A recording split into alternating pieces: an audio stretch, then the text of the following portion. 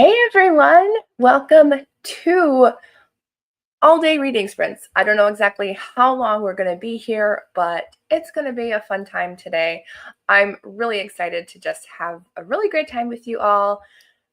Yeah, we're going to have a great time. I don't know exactly how many people are going to be here, but if it's just one person watching or 50 of you, it's still going to be a fantastic time. So hopefully you brought a book that you either just started or you have one handy for later on, because I have 2 or 3 books ready to go because I am actually almost done with 2 of them. So I will actually be able to finish a book during sprints. I never do that. So that will be a nice change for once. And I am so excited. I'm so excited.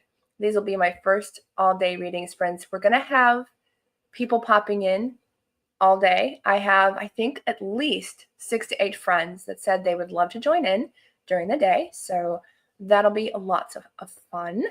And yes, we're going to have lots of fun. So let me know who's here watching.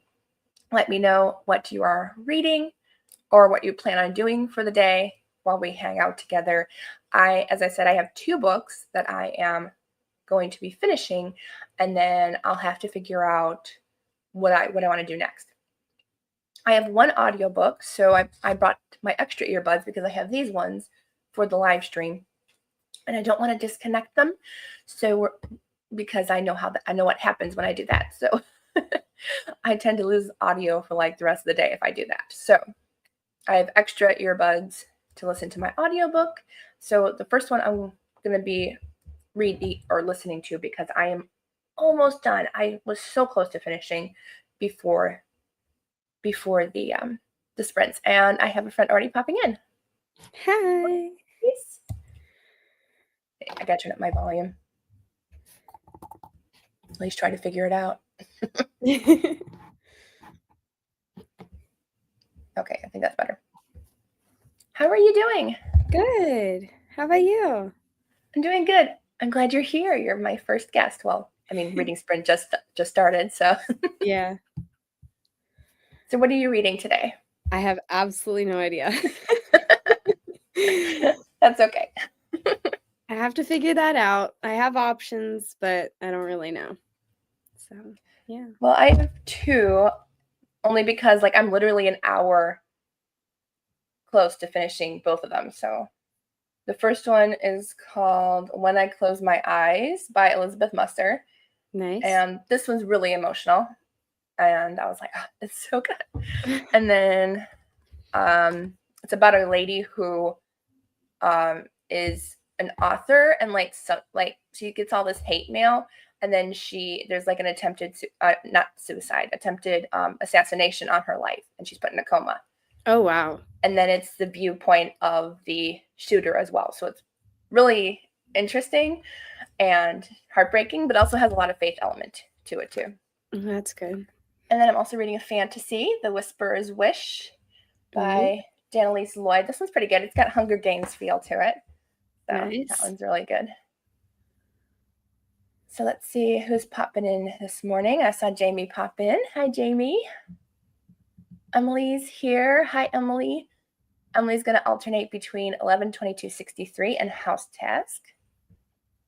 Jamie's reading 2 books too, Caraval by Stephanie Garber and Dare to Love Dare to Love, My Fake Husband. Well, I can't read today. By Ellie Hall. I thought there was 2 buys. I'm like, that doesn't sound right. I read Caraval. I enjoyed that one. Jamie says hi. Hi. Courtney says, hey, did you by any chance get a copy of Tracy Peterson's new book? I'm still patiently waiting for my copy, but it should be here next week. I did get my copy of Tracy Peterson's new book. So yes, I don't know when I'll get to it. I'm hoping by the end of this month, early next month. But yes, I did get my copy. I still have not gotten my copy of Gabrielle Meyer's new Timeless book. I was like, wait, where's my review copy?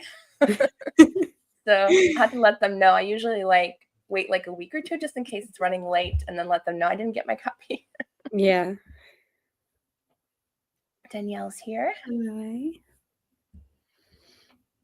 And Ashley. Hi, Ashley. Good morning. So reading sprints are going to be a little bit different. I'm thinking about doing longer ones because I'm going to be here all day. Yeah.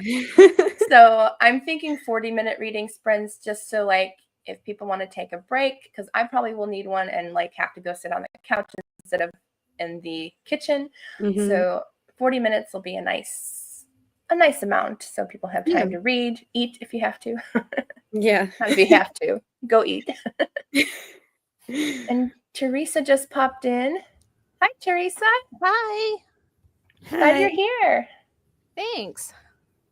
Do you know Reese? I've seen her. Well, this is Reese. Hi, Reese. And that's Teresa down there. Nice to meet you. Nice to meet you. So what are you reading today, Teresa? I think I'm going to start Saved by the Matchmaker. Ooh, I love that book. And then I've got another book that's not Christian fiction that I'm going to attempt. The Frozen River. Okay, I've heard good things about that one. So we'll see. I'm going to kind of do the first chapter test and see which one I want to read first. Yeah, I'm only an hour away from finishing 2, so I should be able to finish both today. I finished one yesterday. It was only 136 pages, so I read it all in one sitting. I love those short ones. Yeah. Hello, Finding a Voice. Glad you're here. I'm glad all my friends are going to be popping in. Hopefully not everybody's going to pop in, although because I can only fit, I think, 8 or 10 people on here, but I don't think everybody will be popping in at once, so we should be good. Kim's reading. Oh, sorry, go ahead. I've got some water brewing for a cup of tea, so I'm not quite ready for tea yet. I just had a vanilla a vanilla shake this morning, but it's a protein shake. That's what I couldn't think of. Oh, okay. But it's an all natural protein shake. Like it only has like 5 ingredients and they're all natural. So, so hopefully that'll give me energy for the rest of the day. Oh, that's good. Hi, Katie. Katie's like one of my, excuse me, one of my only subscribers I've met in person. She's really nice. Oh, cool. Yeah, we met at a book event. I was like, sit with me. Like, I'd be happy to sit with you. She was really nice. Finding a Voice is finishing The Air by Kira Cass today. Nice. Yes, Teresa spells it without an H. Hi, Jamie. Alma says The Frozen River is so good. Oh, good. Yay. Good morning, Good morning, Emma. I'm sorry. It's okay. So I was telling Reese we're going to probably do 40-minute reading sprints just because I'm going to be here all day. So that'll be nice and easy and relaxing for everybody. And I'll put on music and stuff. So if you missed it, I'm reading When I Close My Eyes by Elizabeth Musser, which is a very heartbreaking contemporary story. And then The Whisperer's Wish by Janet Lee Lloyd, which is like a Hunger Games fantasy book. And that's pretty good so far. I'm almost done with that too. And I have a coloring book. So it's a German coloring book. So I'm like, well, if I listen to my audiobook, I need something to do. So, but this coloring artist is really great. I figured out how to say it too. It's Meine Reise Deutsch Afrika, and she's got a whole bunch of different ones in like Africa and Europe and Asia. So I like her coloring. That's cool. Try to find one that I finished coloring. Those overwhelm me. These ones are a little bit busy for me personally. I don't normally do this busy, but I really liked her style, so I was like, I'm gonna grab this one. And it's good with markers too because it's thicker paper. My daughter loves to do those, but just the amount of coloring on one page just overwhelms me. Yeah, my mom's favorite is this one, the fox. Oh, that's cute. But yeah, I enjoy coloring. I haven't colored in a while, so I was like, I'm going to color today while I'm reading. Nice. Hi, Tina. Tina found my channel just this morning. Awesome. From Shannon's channel. Nice. Well, welcome, Tina, to First Reading Sprints. I don't normally do all-day reading sprints. They're usually Friday nights, but today it is. And thank you. Yes, 3 years. I'm so excited. I can't believe it's 3 years. Thank you, Kim. So I think we'll start a reading sprint about 10, 15, well, 15 after, whatever time that is for you guys, because you guys might not be in the same time zone. I am. You are, yeah. I am too. Okay. Oh, okay. Well, some people might not be, so. So what do you guys have planned for today? Anything fun? This, and I have a Friendsgiving dinner later. Oh, So, fun. You were smart. You said That's this really when I it. said fun things, so. Just this. And Yep, this is pretty much my day. just this and whatever else I decide to do. Yeah. Yep. Sounds good. So you guys can stick around as long as you want. Leave if you have to. I'm good with anything. I think most everybody else who is sprinting with me is going to come during the afternoon. So that should be fun. And I do have some games. Possibly. I still have to figure that out. I was going to yesterday and I was like, I had to finish a book to read. And I was like, I don't have time. I did write though yesterday. That's which was awesome. Good. Awesome. I wrote almost, I thought it was over 700 words. It was only 624. That's still awesome. Yep, we're getting there. I am very close to 15,000 words, so Awesome. we're getting there. Yeah. So I will be writing too. Once I'm done with the 2 books I have planned, I probably will go into writing. So I'll do some of that as well. Yeah. I'll probably dabble in writing as well sometime. Yeah, my goal is 20,000 words at least written this month. So we'll see. I'm at almost 2,000 words written this month. So that's good. That's awesome. I'm writing with L.E. Richmond, the author of The Mermaid's Tale. She and I are doing our own NaNoWriMo this month. So we're just kind of encouraging each other and praying for each other as we write. Oh, that's Which has awesome. been fun. I read that book. Yeah, I still have to read the second book. I was like, I have to get to the second book. By her.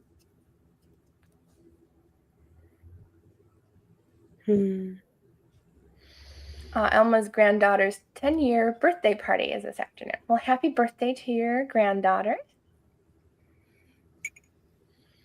Hope you have a fun birthday. All right, I don't think anybody else is going to pop in yet. So why don't we go ahead and do our first reading sprint? It's close enough. We'll go until the hour, so have fun reading. Hopefully you'll find a book to read, Reese.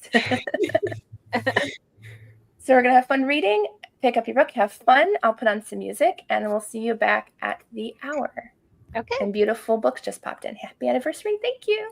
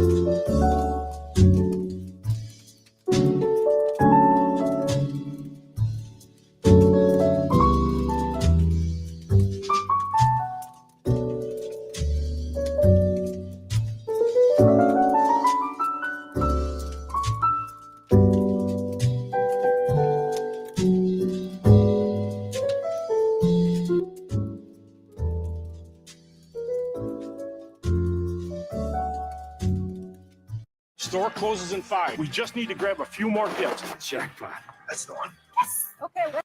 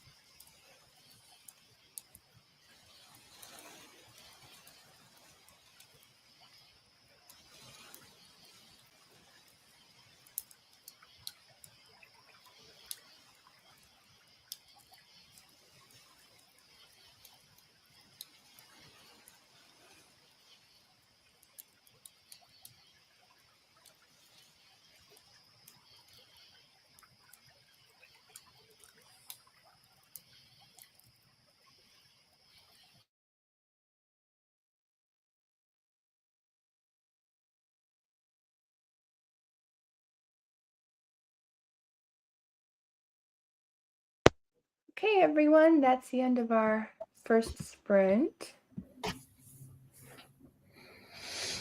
There we go. All right, how did everybody do on their reading? Good. I picked a book. Mark the Raven. Ooh, I love that series. It's a good series. I actually found this at the thrift store. So Oh, nice find. yeah, it was a good find. So started this one. Got pretty far. I read 30 pages. I'm surprised you haven't read that book. How'd your reading go, Teresa? I read 28 pages in Saved by the Matchmaker. Nice. I do love that book, like so much more than the first book. It's a series. It is, yeah. I have this horrible habit of picking up series books and not paying attention and reading them out of order. You can kind of read those a little bit out of order because the first book's about the other sisters, so.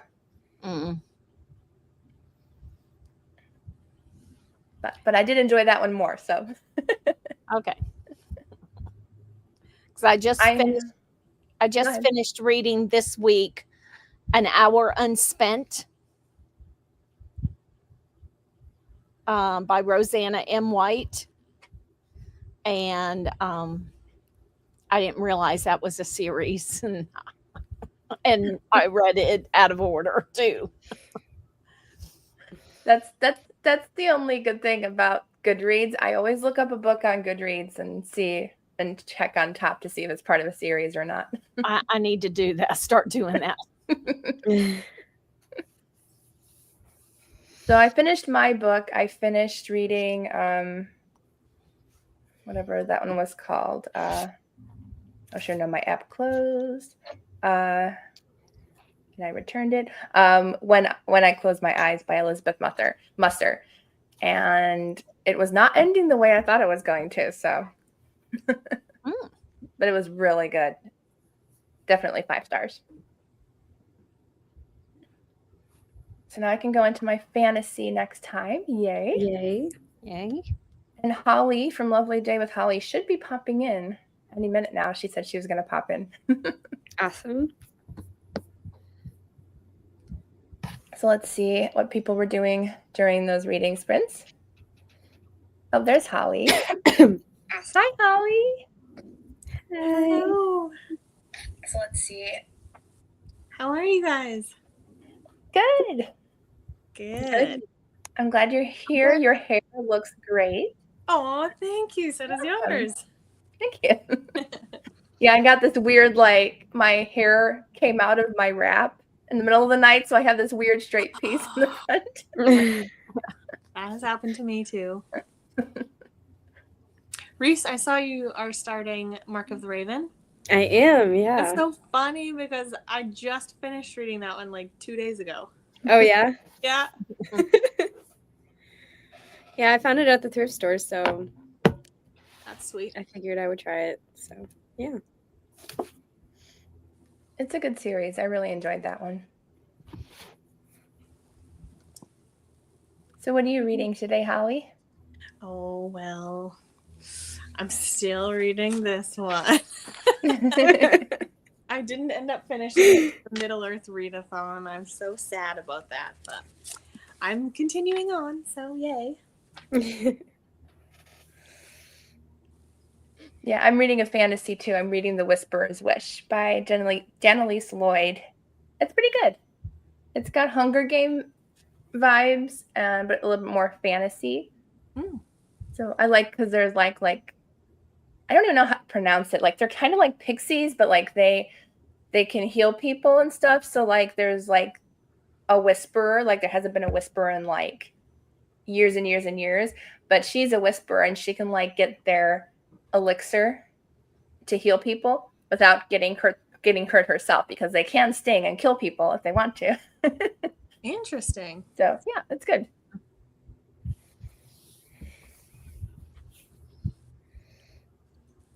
So a lot of people popped in while we were doing our first reading sprint. Darlene's here. Oh, that was just a you're welcome saying congratulations for 3 years. Darlene's Gonna try to finish Mistletoe Village, Christmas Story.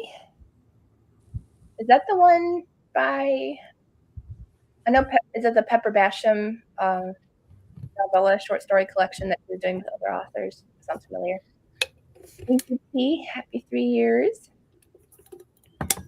Jamie DNF'd Dare to Love My Fake Husband by Ollie Hall. Characters sounded too immature for their age. I really didn't like the writing style. I hate when that happens when like the characters are supposed to be in their 30s and they act like they're teenagers. Like, no, we should know better by now. Is this Mistletoe Village?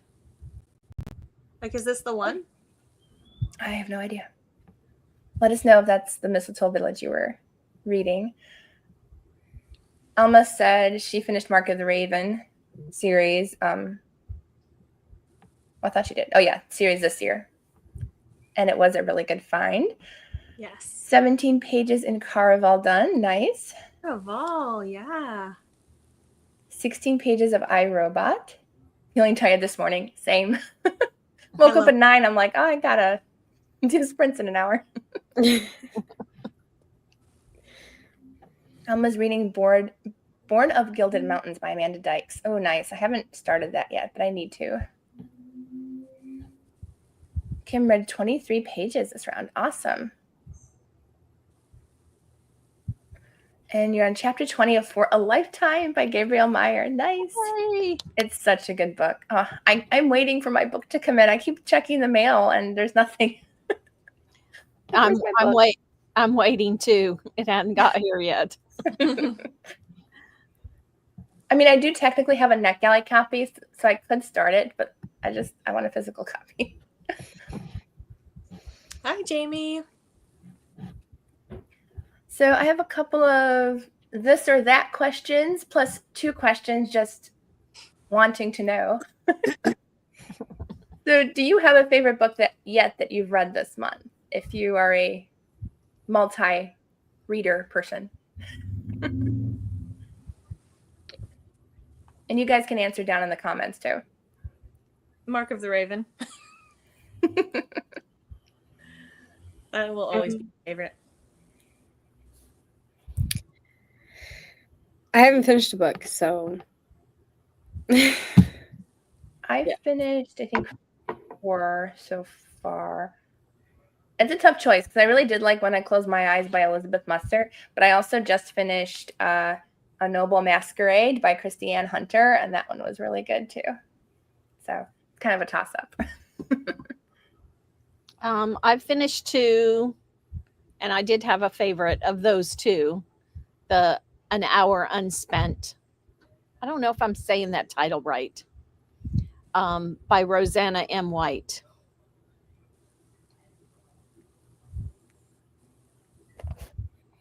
Yep, it is. Okay. Yeah, it's book 3. And when I discovered that, I went on the library and looked, and they have book 2, yes, but they don't have book 1. I hate when that happens. Sometimes that happens on like Kindle books too, or Libby books, and I'm like, why do you have book 2 and not book 1? Mm-hmm. Probably because somebody requested it. Well, I have a theory that it's like a marketing thing, because like sometimes it'll be like for audiobooks, it'll be on one library app, but it won't be on another library app, or it'll have like book 1 is only on Audible, but you can get book 2 and 3 on the library app. Like, I think it's like a marketing thing. I don't know. I always thought it was when people request books, because like if I have like the physical book of book 1 before it releases, and then like I wait for book 2, and then I ask the library to purchase book 2 but not book 1, that maybe nobody asked to purchase book 1. Maybe, I don't know. My library also told me another theory, that somebody checked out book 1 and never returned it. Oh, So it's just missing from the collection. Yeah, that could be too. So I had one book, like I knew I returned it, and they're like, we don't have it. I'm like, I know I returned this. Like, it's not in my house. uh-oh. So, but they were always nice. Like, since like I literally went there like almost every single day. They're like, don't worry about it. So I was probably the only one who never had to pay for a for a new copy.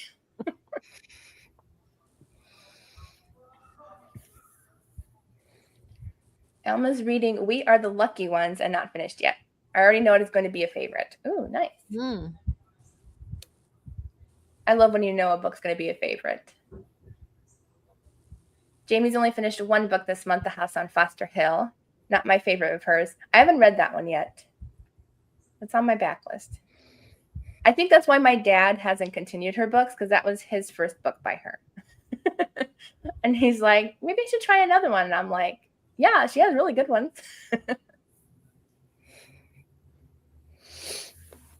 We Were the Lucky Ones by Georgia Hunter. So far, Thank you for clarifying. I was just looking. Oh, yeah, wondering which one it is. Sometimes they're like 20 titles are the same, and some have like really interesting covers, and it's like, I don't think that's the one she meant. Yeah. So far, my favorite was a nonfiction called Van Gogh Has a Broken Heart. Ooh, nice. Kim, haven't been able to finish a book yet this month. That's okay. Yeah, I'm surprised I'm finishing as much as, well, I have to finish because I'm going on a book trip again next week, and I'm trying to read from as many authors as I can. Wow. But good. it's not going to happen because apparently they have 50 authors that are going to be there. Oh, wow. And I still have like 14 books to go. You can do it. No, not 14 in 7 days. That's 2 books a day. Yeah, no, not unless I listen at 2.5 the speed on audio and have no interruptions. And read 24/7. Yeah.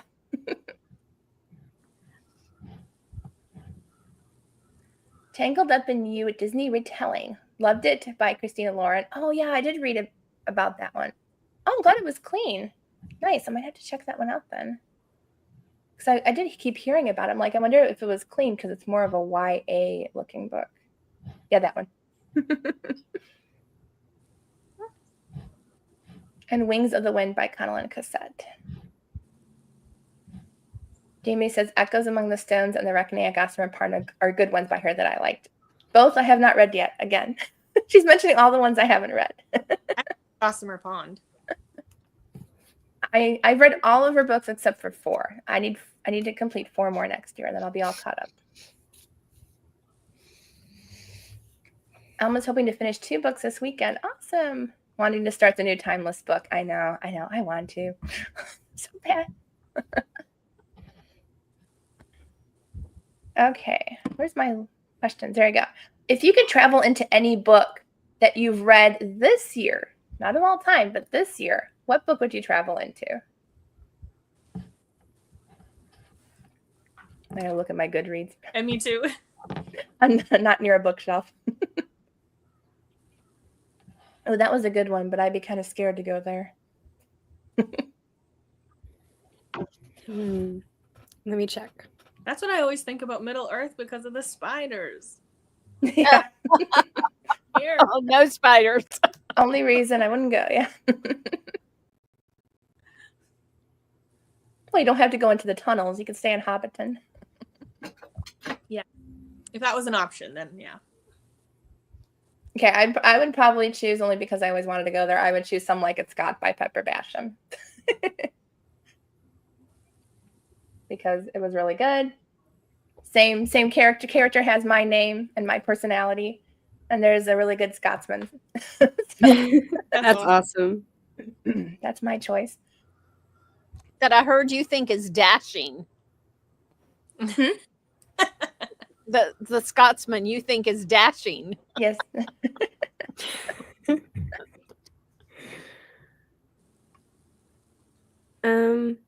Well, I read The Hobbit and I read 2 Ilion Chronicles books this year. So technically, either one of those.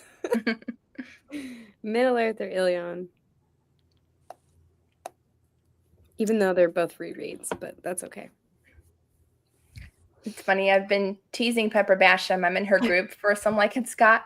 And every time she posts something like she had like this beautiful view of the mountains, she goes, I think Katie would enjoy this view from the castle in the book. And I was like, yes, I would. Every time she mentions my name. Like, are you sure you didn't name this character after me? Because it's an awful lot like me. I read last month. This is the book that I want to go there just because I just loved this book. Count the Nights by Stars by Michelle Shockley. And that's probably going to be my top read for the whole year. That was just fabulous. So I would go I there. still need to read that.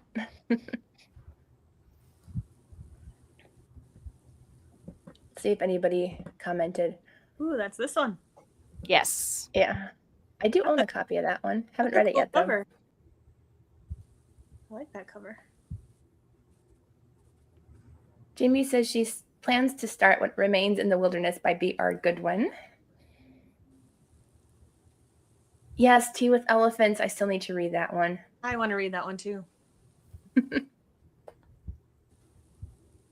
Anything African safari, I'm like, how come there aren't more books with safaris? Because I love safari trips, and I would love to go on one. You should read African Skies. African Skies? Yes. Let's see. Sorry. Ooh, that looks familiar. I feel like I have that on my TBR for like the longest time. Okay, I screenshot it, so I'll keep it. Kim says, I have a donation/book gift away question. Maybe someone can help me out with. I have a bunch of books I'm not keeping, a lot of Christian fiction running out of shelf space. Same, but libraries around me are not. Well, you could ask if they accept donations. Sometimes they do if like they do book sales and stuff. I don't know if they do it like if they put them on their shelves or not. But you could ask if they do book sales, because sometimes that happens. Or if there are other churches, you could also try doing like just to like ask your church if they have like a little shelf you can put some Christian fiction for donations. That's not a bad idea. Mm-hmm. Or another church in the area might like them. Or I was going to say, a senior center, but I'm not sure about the print font size, depending on who can read and who needs larger print. But that might be a good option too. Nikita's here. Hello. You're always reading multiple books. A nonfiction, a biography about Myrna Loy. Nice. And wow, 5 fiction, 2 classics, 1 epic poem, 1 historical fiction, and 1 contemporary. I think that's the most you've read. You got a full all plate together. I do love Myrna Loy. She starred a lot with William Powell, I think, in the Thin Man movies. Myrna Loy. Kim's taking donations at the moment, plus I'm not on Facebook to post them. Oh. Well, that's why I said, just go to either local libraries or local churches and see if they want them.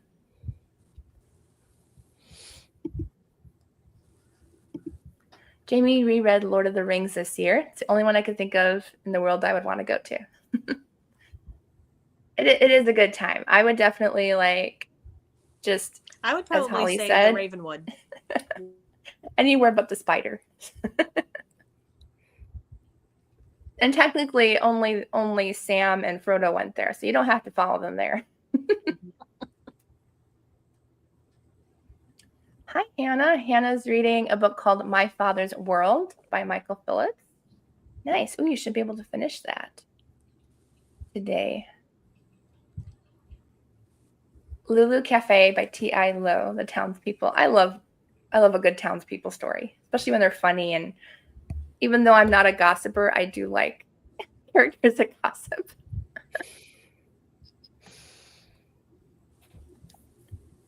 Elma says, really didn't like the book One Italian Summer by Rebecca Searle, but I love the atmosphere, the places they went.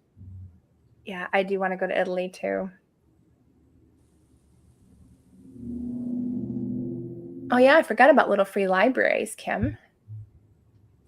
They could definitely use those. You can always even like, if you don't have the app, sometimes you can just ask Google and see like if there's any little free libraries in your town or near your city. Nikita would choose Middle Earth or Scotland. Read a good many books that have Scotland as a backdrop. Good choice. It is a good choice. Either Chronicles of Avonlea or another one I read called The Tanglewood Tea Shop. I'll be right back. Okay, bye. Kim said she'll keep that in mind. Yes, the thin one. There's also a really great movie with William Powell and Myrna Loy. It's called Mr. Peabody and the Mermaid. That one's really cute. Oh. Yeah, my mom saw a conversation of how everyone thought that the movie Splash with Tom Hanks was like the first mermaid movie, and it's not. Like the first mermaid movie was probably Mr. Peabody and the Mermaid, and that was in like the 1940s. Wow. And it's really cute. It's really funny. And Myrna Loy's not the mermaid. She plays his wife, but he finds a mermaid and he's trying to hide her because he has no idea what to do with her. It's really cute. I think he puts her in the bathtub and then he puts her in like the pond or something outside. I have to see if I can find that. I love a good mermaid movie It's cute. or book. I think my dad got me a DVD of it, so it's somewhere in the house. I'm just not sure where it is. No little free libraries near you. Jamie says, to be more specific, I want to live in the Shire. Yes.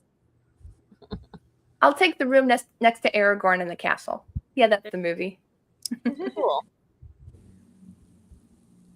I saw a recent still shot of, technically it was Frankenstein carrying the mermaid like backstage in the back lot. That's Like he's not in the movie. story that I haven't done before. Hi, Katie. Hi. Kim just did a blog post about book destinations I'd want to travel to. The 100-Acre Wood. Yes. That would be a perfect place with all the cute little characters. Yeah, that would be really nice. Except on a blustery day, that might not be that fun.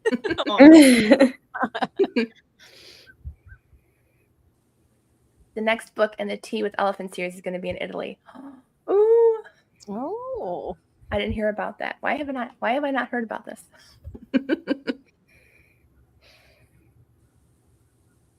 Kim said that's a good idea. Keep a box in the car, and as I come across boxes, I can add books. Yeah. Or you never know, you could run into somebody at a bookstore or whatever and be like, hey, I got books in the trunk.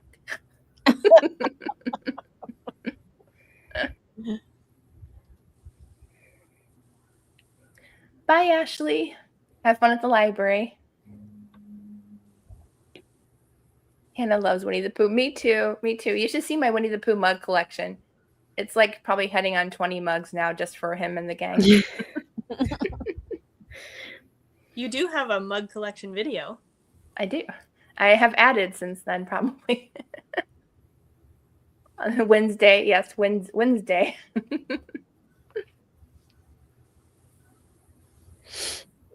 You can have your own bookmobile. Yeah. We used to, when I was a kid, we used to have a bookmobile that came around in our neighborhood. That's so cool. It was really cool. I think we have a couple that are like in like the downtown area through our library and stuff. Sometimes they're always looking for drivers, and I'm like, maybe I should. I've often thought about starting one, but I don't have the investment for a big bus like that. Yeah.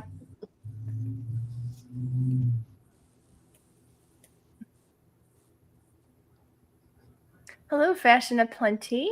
She's reading The Counterfeit Heiress by Tasha Alexander. Nice. Hi, Mom.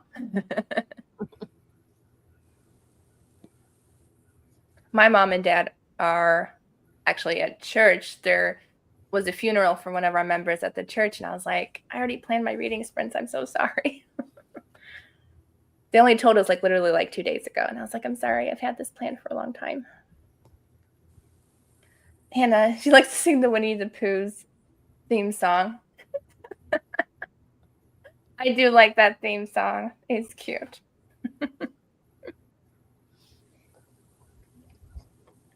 I always, for some reason, the one thing that I say, and I have a mug that's exactly what I say too. I say it the way Rabbit says honey, because he kind of draws out the U in honey. So I've been saying that now for like years now, and there's a mug that says, "You say honey, I say honey."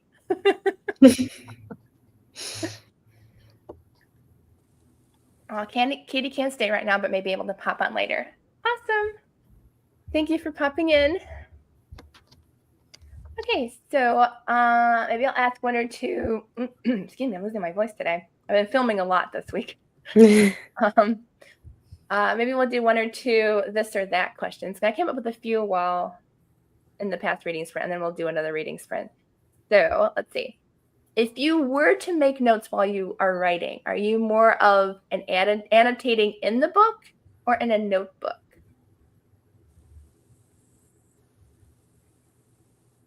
In the book. I'll be right back. Okay. I would misplace the notebook, and then it would be Yeah. Yeah. That would be my problem too. Like if I did like a buddy read, I'd be like, "Where's my notebook? Where's my notebook?" I think I would write in the book, even though like for me that's like going against what I feel I should do. But at the same time, like I have so many notebooks already. I don't need more. Yeah, me too. Yeah, I would do it in the book only because yes, I would lose it, and I feel like I would take more notes in the book because like I just feel Yeah. like if I had 2 items, I struggle like switching back and forth. So I probably never write any notes. And it's also only in books that I keep. So Yeah. most people are saying notebooks though. Oh. Which is okay. Notebook for fiction and the book for self-help and Bible. If I own the book and the book are not mine in a notebook, well, yes, of course. I would hope so. Although honestly, I probably some people might even do it by accident, like they think it's their own book while they're reading and they're like, oops. I think I may have done that once like a long time ago. I can't remember, but like, oh no. I don't annotate ever because I read for fun. I hardly ever annotate. Just usually for buddy reads if I need to remember stuff. I annotate and have a notebook. My notebook is my reading journal. There's only so much room in the book. My notepad on my phone. Yes, I do that too actually sometimes. Digital note. Although I have like a ton of lists. Like I need to really narrow down. This is my list app. Like literally it goes all the way. Like I really need to just go through and be like, I don't need all these lists. And that's like literally like the name of a list. It's not just one list. Oh my goodness. Yeah, but they're all important. I mean, like, you know, the Princess Bride-a-thon, Bookmas videos. They're all important videos or book lists. Tumbo brush pens I have, though. I might not need that list. Thank you, Gail. I just can't write in the book, so a notebook. But don't take notes usually. Yeah, I usually don't either, but sometimes it's just kind of fun to highlight, though. I have never once annotated a fiction book. Maybe I should change that. Well, you never know. You know, get like a second copy of your favorite book. That way you have 2 just in case. I'm doing that right now for the Fellowship of the Ring. It's my first time highlighting, so it's new for me. Nice. I want to do that next year. I just got copies of Lord of the Rings so I could annotate and highlight and stuff. And they're nice and floppy too. I was like, yay, this is great. All right, so let's go ahead and do some reading sprints. Teresa's still gone, but she'll pop back in during the reading sprint. So let's go until what's 40, 10 after. So we'll go and read, have fun, and we'll see you all back shortly.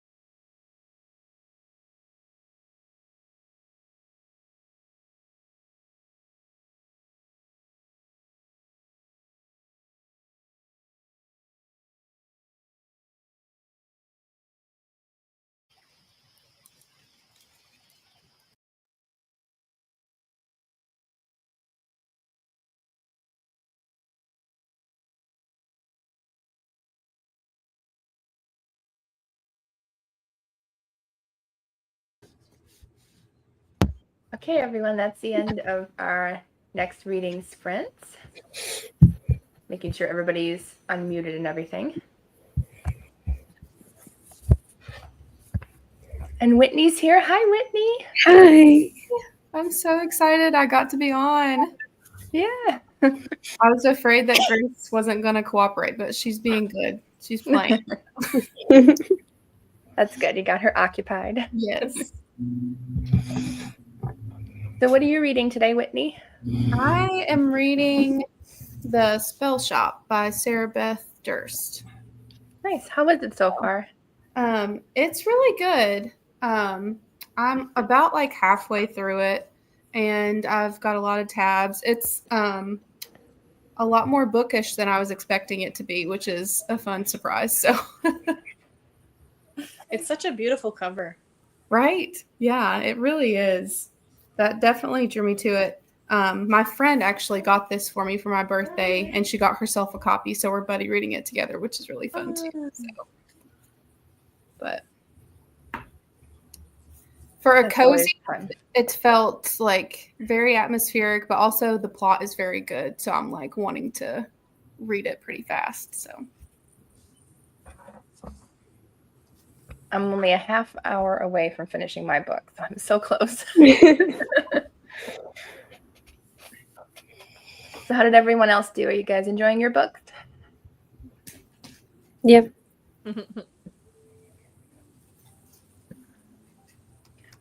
Yeah, so I'm reading The Whisperer's Wish by Jannalise Lloyd, and it's really good. And as I said, I'm only a half hour away from finishing it, so I'll be done with it next reading sprint. Yay! I also had lunch, so that's why my screen was blanked out. I felt like you didn't want to see a close-up of me eating homemade pizza. So. sounds like a good time to me. Sometimes I share, like if I'm having popcorn, I'll leave my screen on, but I'm eating like this, you know, you see my forehead is just disappear.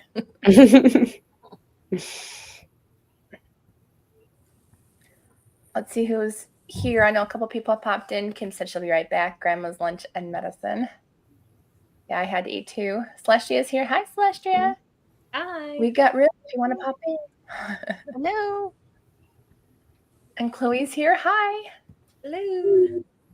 I know Chloe said she wanted to pop in, so she'll be in later. Gonna try to squeeze in a quick workout before lunch. I was actually thinking about that next reading sprint. I'm like, I'm just gonna jog on the treadmill while I'm reading.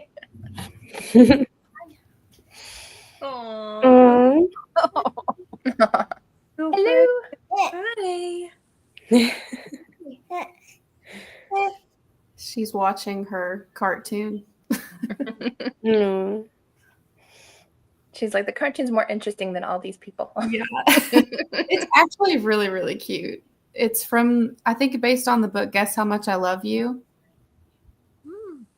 It's really, really cute. It's on YouTube for free, so. Hmm. Oh, you gonna clap? Yeah.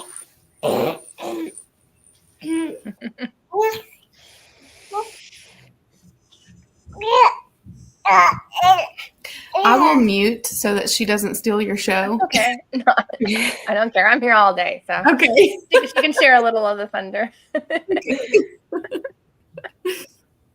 So Nikita read 25 pages of Ivanhoe. Nice.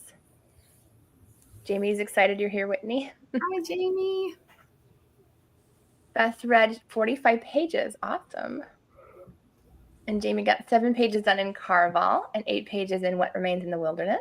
Nice. 17 more pages read on the last chapter. Oh, yeah, you'll be finished next reading sprint. A couple chapters, but now I have to address the housework. Well, at least you got to ignore it for the morning. I should do house cleaning, but reading sprints take priority. Aww. No, you eat. Oh, thank you. So I think I had a couple other like this or that questions we can do. I'll think of another game during the next sprint too. Let's see. So I'm always interested. I know most people will answer one way, but do you prefer real people on the cover or animated on the cover?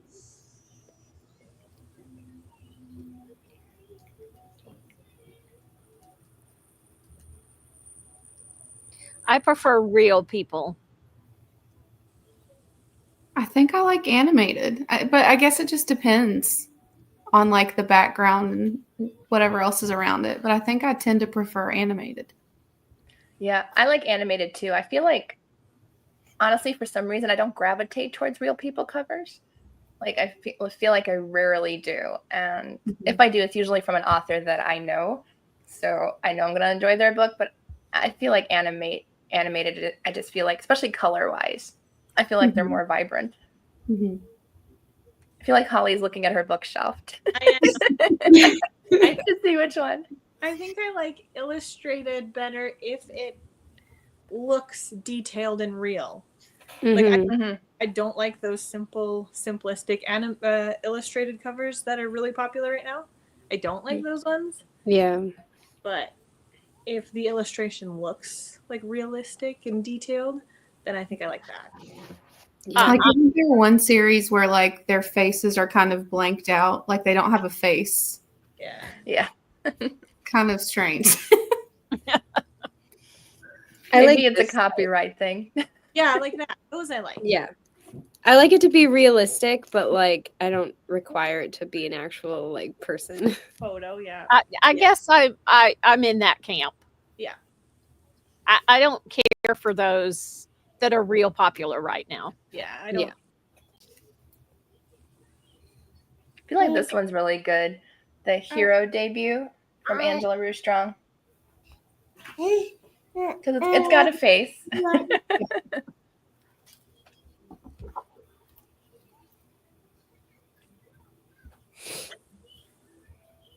All right. Do you prefer historical or contemporary timeline? And that can go for like fantasy or whatever, but do you prefer more nowadays times or historical timeline? Historical. Historical. Yep. Historical. Yeah, me too. I am loving a little bit more contemporary, but definitely more historical. Unless it's sci-fi, but that's like technically in the future. So yeah, that wasn't even part of the discussion. Do you guys prefer first person or third person narrative, or do you not really care? I don't really care. Yeah, I don't care. Third person all day long. I think I'm still I do trying that. to figure it out. Like, I'm not quite sure yet because I just really started reading in 2020. So I haven't read a lot for enjoyment. And I hated reading as a kid, which is funny that I love it so much now. But so I guess right now I don't really mind. So, but we'll see if that changes over time. Well, you'll be happy, Holly, to know mine's in third person. So I'm writing. I honestly thought I was going to write in first person for like the longest time. I was like, because I feel like I could get more into my character's head. But once I started writing, I'm like, okay, I guess third person is the way we're going. Ooh, spoilers. Not a spoiler, because I asked that question on Facebook. I'm like, like the majority, it felt like it was half and half. I felt like, so I was like, well, I could go either way. Do you have any predictions, Katie, as to when like your book would be done and like published? I'm hoping early 2026. Okay. Because I was telling Teresa and Reese earlier, I'm close to 15,000 words right now. And I want to get it to 80. So I'm hoping to finish that like by like maybe February, getting the first draft done, and then like getting all like the hopefully publisher and editor and stuff by the beginning of the next year. Does Goodreads do a word count? Does Goodreads do a word count? They like for reading wise. Well, to see how many, like, because they say how many pages are in a book, but do they say how many words are in a book? Oh, no, I don't think so. No. I actually found something on Google that actually said like every like take the number of words you've written and divide it by 300. That's the page count, roughly. Oh. So I've written about 40, 45 pages so far. Oh, okay, cool. Yeah.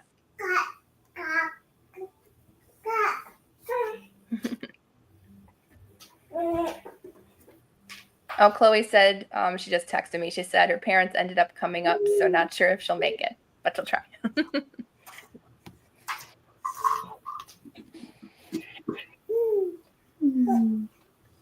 So Kim said she got 11 pages this round of Martin the Warrior by Brian Jack Dunn. Nice. 34 pages read so far. Read Journal Love said real on the real people on the cover. It depends on how the animation is done. Yeah. Some of them are a little, need just a little more. Celestia says she usually prefers illustrated or animated. Nice. I wasn't sure what you would think, Celestia. Gail said never thought of that. Believe animated, not really sure on that though. James says, I don't mind either. It also depends on what the cover looks like. I'm very thankful that I'm not such a cover snob anymore. I used to be. But now I found out some of my favorite books don't have the greatest covers. I love a good cover. Yeah, I do too. But some people that they recommend their books or whatever, or if I read from authors that are going to be at events, I don't necessarily like their covers, but the stories are really good. Mm-hmm. Kim said the blanked out faces are a little creepy to me. Yeah. They are. Jamie says she has a friend who hates the books of people without faces. They are a little creepy. I don't know if it's like a copyrighted issue or people can't just draw faces or whatever. I'll make sure mine have faces. I promise. Like Holly said before, I think it's marketing. Yeah, they're very popular nowadays. Mm-hmm. Animated. She just says historical. Depends on your mood. Yes, definitely. Kim says timeline, it doesn't matter as long as the plot line is really good. Celestia says, I feel like everyone I know dislikes the faceless covers, so I'm confused as to why they are trending right now. I know, right? I think it's an easy option. Like there's no copyright to it or anything. It's just like, here, just plop a blank face. You don't have to worry about eye color matching or whatever. They remind me of like the creepy dolls that don't have faces. I think that's why I don't like it. I popped in the scene. There's a scene from Doctor Who where they have blank faces, and that's literally what it looks like. It's just a blank face in Doctor Who, and I was like, oh yeah, I remember that episode. That was kind of a creepy one. Oh, it was like, there's something has to do with like an evil television set or something, and like I don't know if they were sucking people's memories or something, but it took their face too. Like, okay, interesting. I thought that trend was popular right now because the author, illustrator, or whatever didn't mess the way that the reader was enjoying them. You know? Yeah, like they can make their own. Yeah. Their own ideas. But I know a lot of people, they go based on the cover. Like they want to see like what the person looks like. I just go based on like, okay, who do I like in movies and TV shows nowadays? Mm-hmm. Like, okay, Jason Momoa would make a really good merman. Let's put him in there. You always go to I know. Actually, though, I've been on a Henry Cavill kick because my main character in my book, I got my inspiration from Superman, so he's kind of been on my mind lately.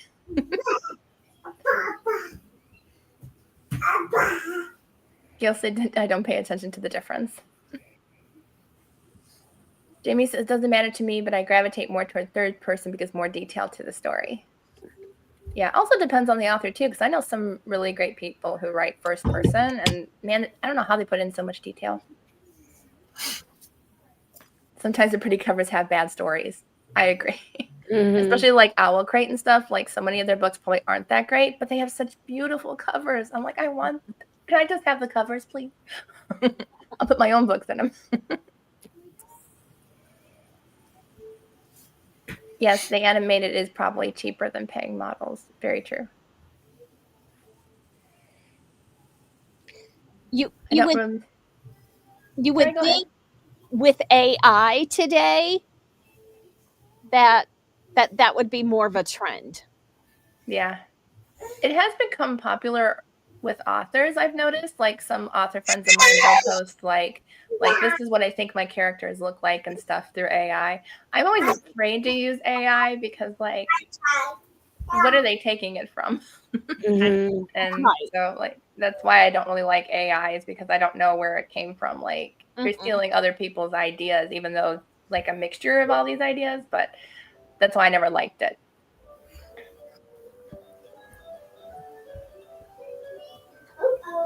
Kelly says, so glad I finally remembered this. Happy anniversary. Thank you so much, Kelly. I'm glad you made it. I'll be here for a while yet. Jamie says, let's say with covers, I hate movie covers. Yeah, except for The Princess Bride. I do love the cover. Did you get a chance to read The Princess Bride this year, Holly? Not yet. Not yet. We can still buddy read it because I didn't read it this year either. Okay, December? Yeah. Okay. I can do December. Yeah. My reading time will be a little bit easier for me. I do buy for the cover though too. That's what I wish would happen with Christian fiction. Like can we have multiple covers so we can choose? At least doesn't Nadine Brandes have a new covers coming out for her series? For her Out of Time series, yeah. Yeah, I haven't read it yet, but I was like, oh, the new covers are really nice. Like I like them better than the original covers.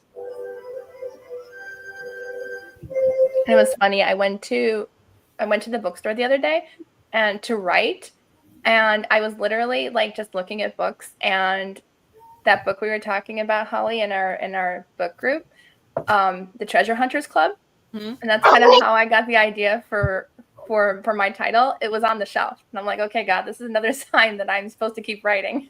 Oh, I love that. Okay, but you brought up Nadine Brandes' series that's getting new covers. So then a question: do you with people on them of any illustration or poster, or without people on them?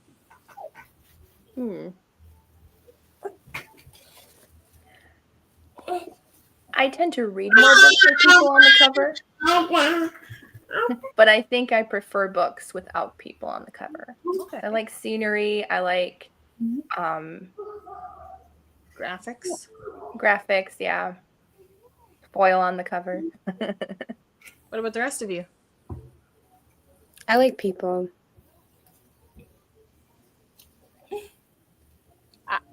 I think I like people. I haven't really been reading, like Whitney said, for enjoyment long enough to really discover that.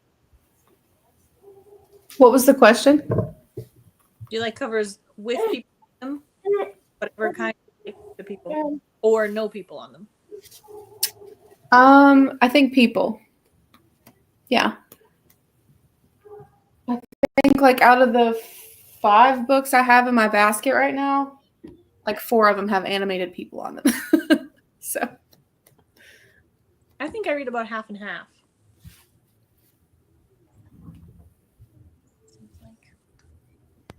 I am drawn to a pretty dress, though. Yeah. If there is a pretty dress on the cover, I am drawn to that book. yeah, I think I am too.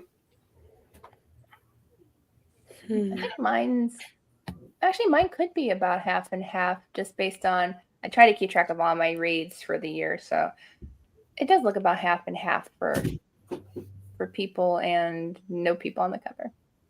Teresa, have you read In Search of a Prince then?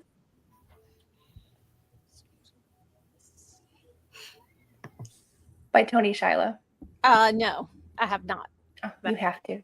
So gorgeous. Okay. It's one of my favorite books. Okay. I have to go, and I'm so sad about that. But thanks for having me on. You're welcome, Reese. I'm so happy you got to pop in. Bye. Bye. I'm gonna grab my charger really quick. Okay. It's down to 4. I still need to. I've been keeping track of every single book I've read this year, but I think I missed 1 month in the beginning of the year, so I have to go back. What I are did you using an so app? well. Yeah, it's called what is it called? Handy Library. Yeah, and it's like Oh. my favorite app on the planet. I keep Goodreads still for like reviews and stuff, but this one's more of like a list app. You can still do reviews, but I don't know if actually people see them or anything. But like I have lists for like books I have to review, my 25 books I want to read in 2025. So you can have as many lists as you want. I think the app's like $1.99. Oh, cool. But you can have as many lists as you want. And yeah, so I keep track of everything on there. I keep track of weekly TBRs, which is a lot of fun. So Has all the $1.99 a month or $1.99 period? total. Yeah, period. Okay. I never buy an app, so you know it's good because I don't buy I apps never buy. either. But somebody recommended this. I was watching a YouTube and I just downloaded the app Fable. It's kind of like, I guess it's kind of the new Goodreads, you know? Yeah, I just downloaded that as well. So I'm really enjoying that. Have you I'll guys have to tried the try. Graph? I think is another one. What did you say, Holly? Have you tried Storygraph? No, I haven't. I heard have. I used to. I've not like documented my reads on it, but I've used it more so to like search content for books, like content warnings.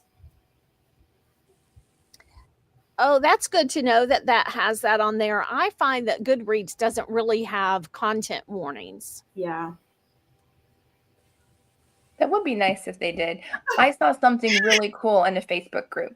Somebody shared a book that they were reading, and it said, if you're looking for trigger warnings, scan the QR code. I was like, that is brilliant. So nobody gets any spoilers if they don't care about trigger warnings or whatever. And you can just scan it on your phone and see the trigger warnings. I'm like, every book should have that. Cool. Because I know some people don't even like the trigger warnings. They're like, oh, it spoils the book or whatever. Because it could. But it's nice to have a QR code in case people really are, worried about that. Like I read a book earlier this year only because it was kind of a fantasy fairy tale kind of story, and it was by Ashley Poston. I was like 75% of the way into the book when all of a sudden content came up that I didn't care for. That's the worst. Yeah. Especially when it happens later. Mm-hmm. It's like if it happens in like the first third of the book, I'm like, just throw it out the window. Exactly. But it's like 75%. It's like, oh, come on. It's like you got to start without having anything. You could have made it the last quarter. Mm-hmm. Kelly asked if I found book 4 and 5 of Beast in the Bethany. Not yet. I'm glad you found book 4 on Amazon through a third-person seller. That's awesome. I tend to forget about the third-party sellers. But no, I haven't. Haven't gotten copies yet. Maybe after my trip when I can afford it. I like Gail's answer to our cover question. Best part of a cover for me is the inside section with the picture and info of the author. That is the best part, yes. You get to know more about those people. Or like I've seen 1 or 2 where they like have silly photos of themselves or whatever, and I think that's great. I kind of want a picture of me next to the airplane. I feel like that's going to be my author photo. Oh, that would be a cool one. Mm-hmm. Jamie says she likes both. With fantasy, I like no people, but contemporary with people. Yes, that makes sense. I think I would go with that too, I feel like. Kim, True to You by Becky Wade has a model with a pretty dress on the cover. Oh, I think I know that one. Celestia said bye, Reese. That was a while ago. I like coastal images. Those are nice. But it just makes me want a vacation, though. Jamie says, same here, Teresa. Yeah, that's the dress I was thinking of. Oh, She doesn't have red shoes, though. I thought she had red shoes. She unfortunately had to DNF a book yesterday because the cover was so pretty. Yeah, but it had content. I was so sad because I love the cover. Yeah, so many pretty covers, yet not good content. It was funny. I had a book on my phone that I transferred to my Kindle that I was going to read in the beginning of next year. And my mom started reading it because it was on her card, because I borrowed her card, and now she actually uses her card. She's like, this isn't a great book. I was like, oh, sorry, Mom. Like, I didn't try it either. So I was like, you can stop reading. I'll return it because I'm not going to read it either. So I think it was a Christmas book. Jamie says she has Storygraph but hardly used it. Yeah, I have it just to post my reading challenges because some people I know are on there, but otherwise I don't use it. Just because I never update it, I feel like. Kim says she loves Storygraph for the content warnings. So on Storygraph, do you just type in the name of the book and you know the synopsis or whatever has the content warnings? No, basically, like you'll search the book and then it will give you like a synopsis, but then you scroll down and people have kind of given their like warnings for content. So it's kind of like comments. Oh, okay. And they'll flag different content warnings in each comment. So, okay.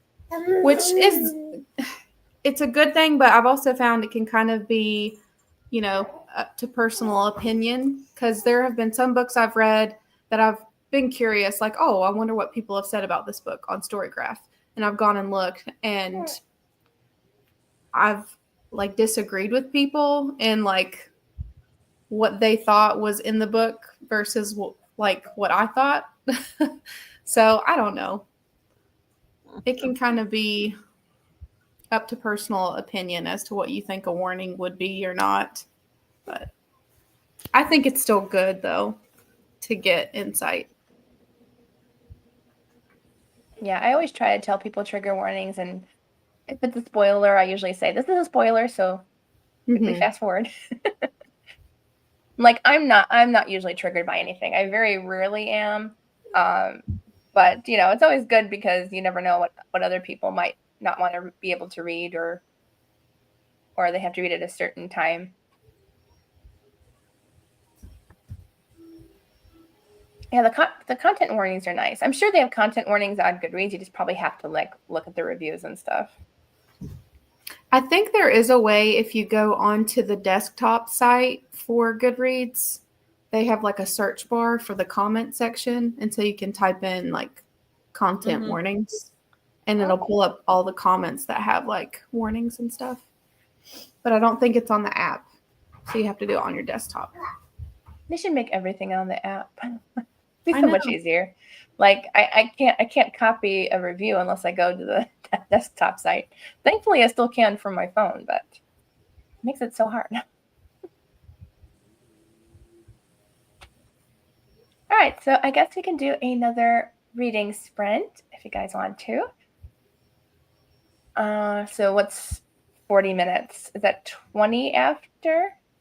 Yeah, 20 after. So we'll go until 20 after and read and have a little bit of fun, and then we'll come back and chat. So see you guys all in 40 minutes. Okay.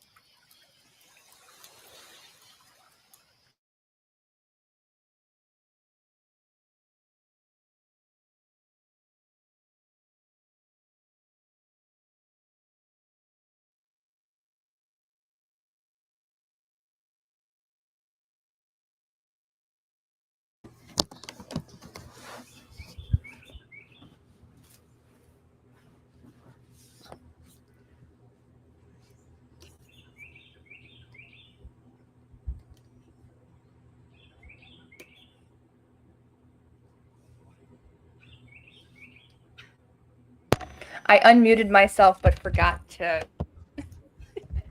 unmute my microphone. So how did you do in reading that time, Teresa? I read 30 pages. Oh, awesome. I finished my book I was reading, The Whisperer's Wish. That was really good. Good. And started to read Where the Blue Sky Begins by Katie Pounder. So, and then a package came in the mail and I had to walk around a little bit because I was sitting too long. Oh, So I was a little bit late. I was like, oh, I got to go back. yeah. I had to eat lunch right at the beginning because I was starving. Yeah.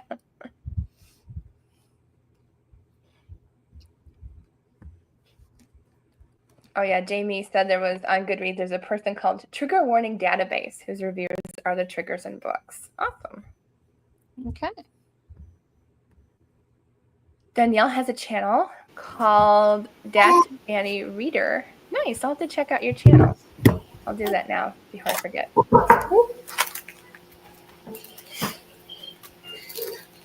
How did you do in reading, Whitney? I got about 3 pages done in my book, but I read about 8 books to Grace, so I'm counting that as one. Yeah. I'm sure she enjoyed that. Oh, girl, she loves books, and it makes my heart so happy. I know. I feel so sad in book groups on Facebook when they say like their kids hate reading, and I'm like, oh, please God, please let my kids love reading. Yeah. I think the reason I hated it when I was younger was because of like being tested on books so much. It just kind of I hated it. It ruined it for me. Yeah, I hated that too. But thankfully, during the summer, it was kind of fun when we had like recommended reading for summer. The Princess Bride was always on there, so that was my reread every summer. I was like, I'm sure about the other books on there. I've not read it yet, so I need to read it. It's a good one. Nikita read 30 pages more of Ivanhoe. Awesome. I just told Teresa I finished The Whisperer's Wish. So I started another one and got a package. I got one of those little anxiety bookshelves that you can shake up when you put little books in it. That is so cute. Oh, cute. I had to put the little books in. It came with little books. I was like, these are so tiny. I wasn't expecting them to be so tiny.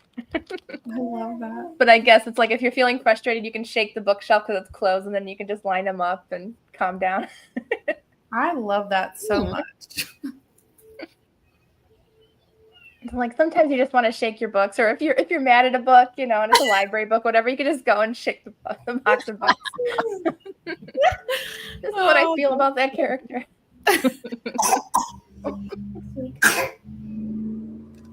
Or like Tracy, you get so far and it just ends up being a disappointment, and you're like, Yeah, definitely.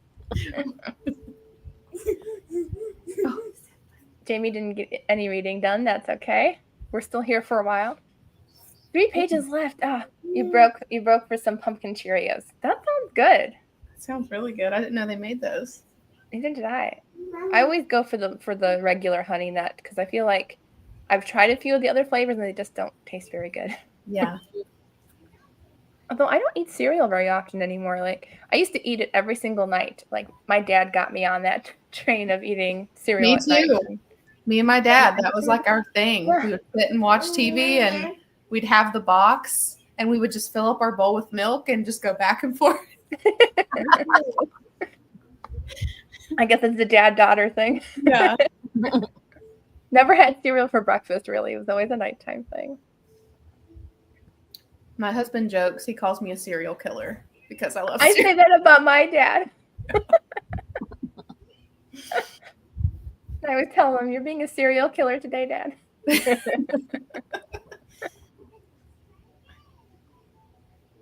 Kim read 16 more pages. Awesome. And Gail read 2 chapters in 2 Reasons to Run in Colleen Covel's Pelican Harbor series. Nice. I read that series. I still have to catch up on some of her books. I've read the first one, and oh goodness, you okay? I like the first one. I just haven't continued with the series.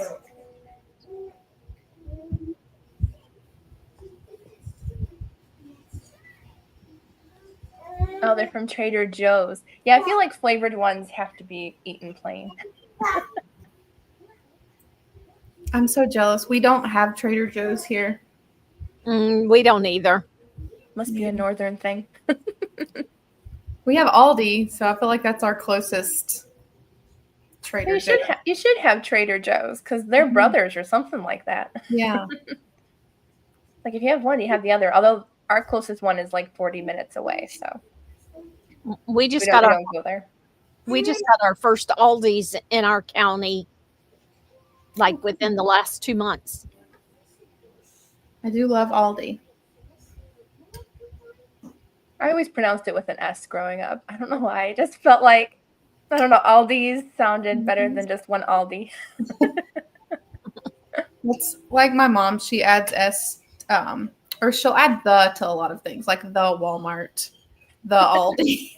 I'm like, "Mom, it's just Walmart. There's no the. Well, it's the only one in that town. Gail said Hoopla had all three, so downloaded them. Awesome. Cool. I'm trying to be very mindful of my Hoopla rentals because I used to have Mom's and my card through our library, and then I had another library, but they're no longer free, unfortunately. But then all of a sudden, Hoopla like took down their limit of borrows you could have each month. So like, it used to be 8, I think, for our library. Now it's down to 5. So now I have my dad's card on there too.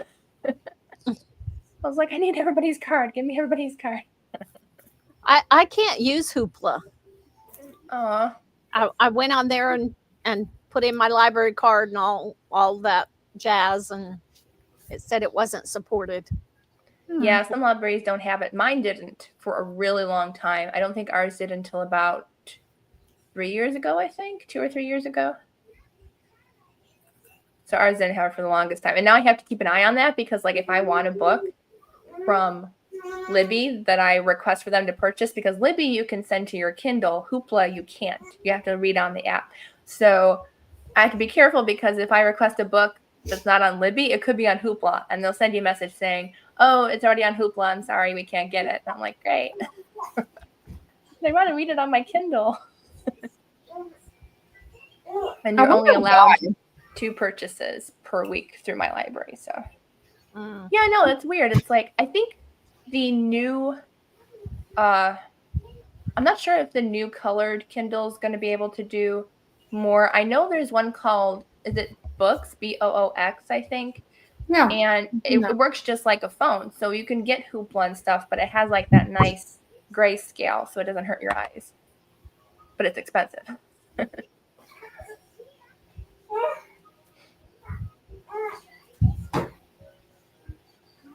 Jamie says she has Aldi as well. Don't think around my area has Trader Joe's. Oh, you can do Hoopla or Libby. Wow. Nikita's going down her memory. She remembers Aldi being Aldi's in the 90s. So it's not uncommon for us in the Midwest to add S's to end of stores. I must be from the Midwest then. It's always been Aldi's for me. I don't know why.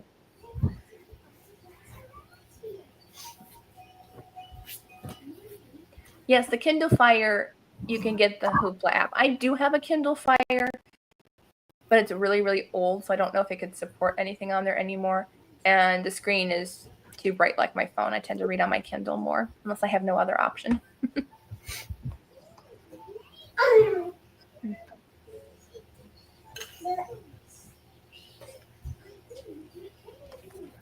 I don't want to look at these books now. There's one that I definitely would not read in these little teeny weeny books. But they're pretty cool, actually. They're pretty detailed. Oh, here's one for your daughter. If you give a mouse a cookie. Oh, wait, there's Literally, look what's in my hand. This is her favorite book right now. It's the same mouse from that series. Yeah, you love this book, don't you?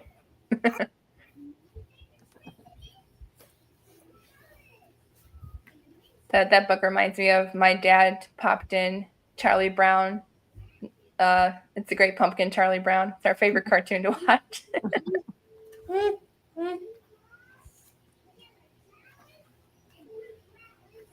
Trying to decide if I want to continue with the Katie Pounder book or go back to an audiobook or write. I could write during the next reading sprint. Did your book that you just finished, was it like, would you say it's a good read or were you disappointed? No, it was good. It was a good read. I think it was about 4 stars. There was a couple parts that were a little bit slower, but The Whisperer's Wish was pretty good overall. It definitely had some more heartbreaking parts. I was like, oh no. But I don't mind a little bit of heartbreak as long as there's not too much.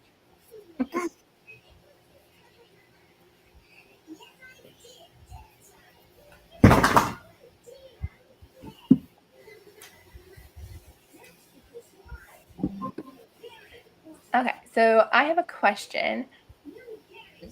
Usually when we talk about book lovers and stuff, there's 2 phrases that go up, and I want to know which one you prefer. Do you prefer to be called a bookworm or a book dragon? I've seen both. Book dragon's kind of a new phrase. I've seen memes, I think, about it. Dragon is definitely cooler than a worm. I was gonna say, I'm like, I never liked the phrase bookworm. It's like, yeah. I don't like either. I'm a book flower. There you go. I like flowers. Definitely better than a worm.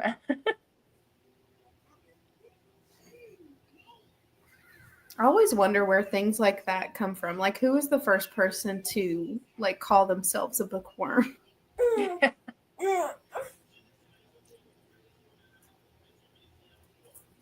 I saw something the other day. I can't remember what it was, but it's like I had an idea for something, and I was like, I saw it the other day on Amazon. I'm like, I came up with that idea years ago. Like, wait a minute. That happens to my mom all the time. Like, she'll come up with something, and then years later, it'll be like, wait a minute, that was my idea. It's like, well, you should have done it when you thought of it. Yeah.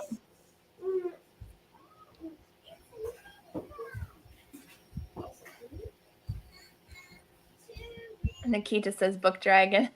I feel like dragon's definitely a lot better than worm. Mm-hmm. I usually just say book lover.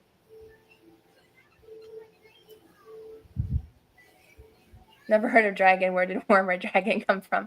I feel like dragon would definitely come from the fantasy readers. Like, if you're not a fantasy reader, I feel like you wouldn't say book dragon. Mm-hmm.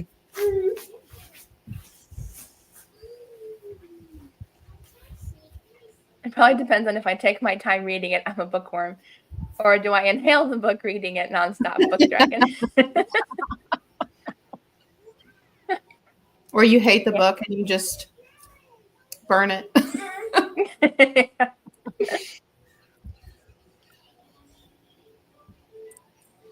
Yeah, where did the worm and dragon come from? Yeah. Yeah, I think the dragon's based on the idea dragons hoard gold. Oh yeah, I did hear that somewhere, that readers hoard books. Yeah, that makes sense. I forgot about that. I do hoard books. I don't hoard books, but I could live in a bookstore or a library. Yeah. I just don't have room in my house to hoard them. Yeah, I'm running very close to not having any more room. And I'm like, I really need to unhaul. But it's so hard, especially when you have like signed books and it's like, but it's signed and now I can't get rid of it. Right. And you make content about it. So Yeah. But then you don't have any more room. And I'm like, I need either. My mom keeps telling him, because I work from our spare bedroom that has the bookshelves. And my mom keeps saying, we do not need that day bed in there. Like, let's just sell it and get rid of it, and she'll have more room for bookshelves. My dad's like, no, what if we have visitors? I'm like, when's the last time we had a visitor? I'm like, seriously, when's the last time? Like, we get one visitor maybe like once every 3 years. I'm like, we do not need the day bed. They can sleep in my room. Like, I don't care.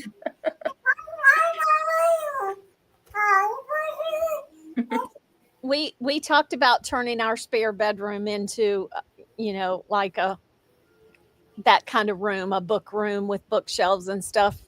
But we do have a daughter and 2 grandchildren that live in Oregon that comes visit at least once a year. So She'll come visit and be like, wait, where's the What? bed? what happened in my room?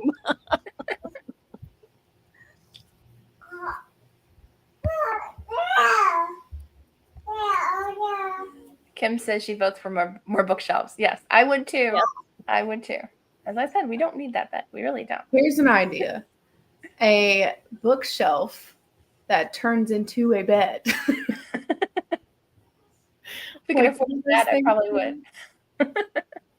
You'd have to glue all the books onto the bookshelves. Yeah, you'd have to figure out how to secure them while they're pulled down. We'll put doors. That way the doors can close. Yeah. Oh, there And you you can go. take out the bed that way.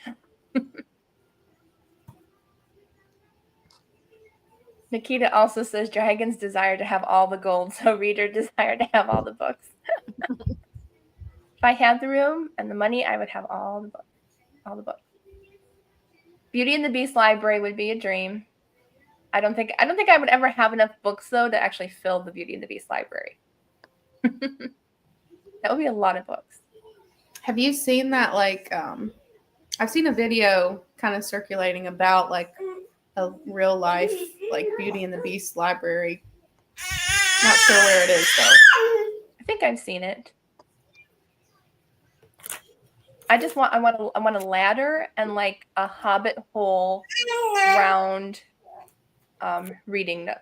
You Yeah, just crawl in with like a really big thick cushion for comfort. I love that. When I was a teenager, I used to have a window seat in my bedroom, and that was my reading spot. I always wanted a window seat. Yeah, that's what I'm talking about, like a round window seat, Mhm.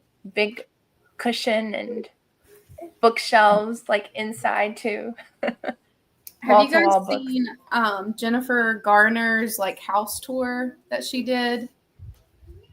No, I don't think so. No. I forget who did it, but it's probably on YouTube. But she did a tour of her home, and she has a reading nook, and it's pretty small. But on the wall that's like towards the outside of the house, she has like a stained glass window. It is so cool. It's beautiful. I saw somebody do a tour, and I can't remember who it was, but they did a tour, and she had like these really pretty bookshelves, and she said something like she bought the books just for the tour, like she doesn't read or something. I'm like, What? I was like, what's the point of having bookshelves? Oh. I was like, no. The better question is, what are you going to do with the books after the tour? I know, right? It's like, are you going to donate, or are they just going to like be pretty all there? Although I rarely reread, so I just keep my books for, aesthetic. Mm-hmm.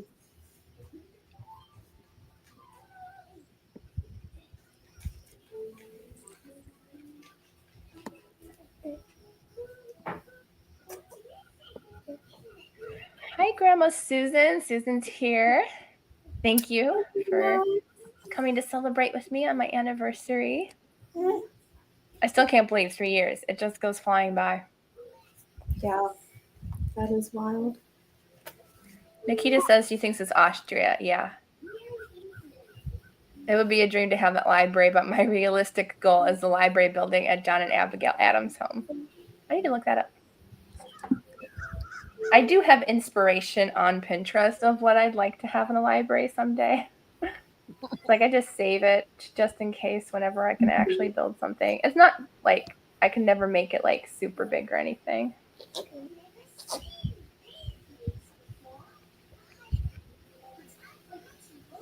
So like I always wanted shelves that weren't white. Like I see that all the time where like everybody's room is white. I'm like, I do not want white shelves. I don't want to be the same as everybody. So like I like mint green or maybe a forest green. So something unique and different. This is the hobbit hole that I was thinking of. Yes. Cool. I was That- like, yes. Insanely cool. So yes, that would be my dream, and I'm saving. Oh, and this too. Like, I don't know what's up with the curved bookshelves. Like, I love the curved bookshelves. Yeah. I just It's all feel like built you could put a couch closer to your books that way. in.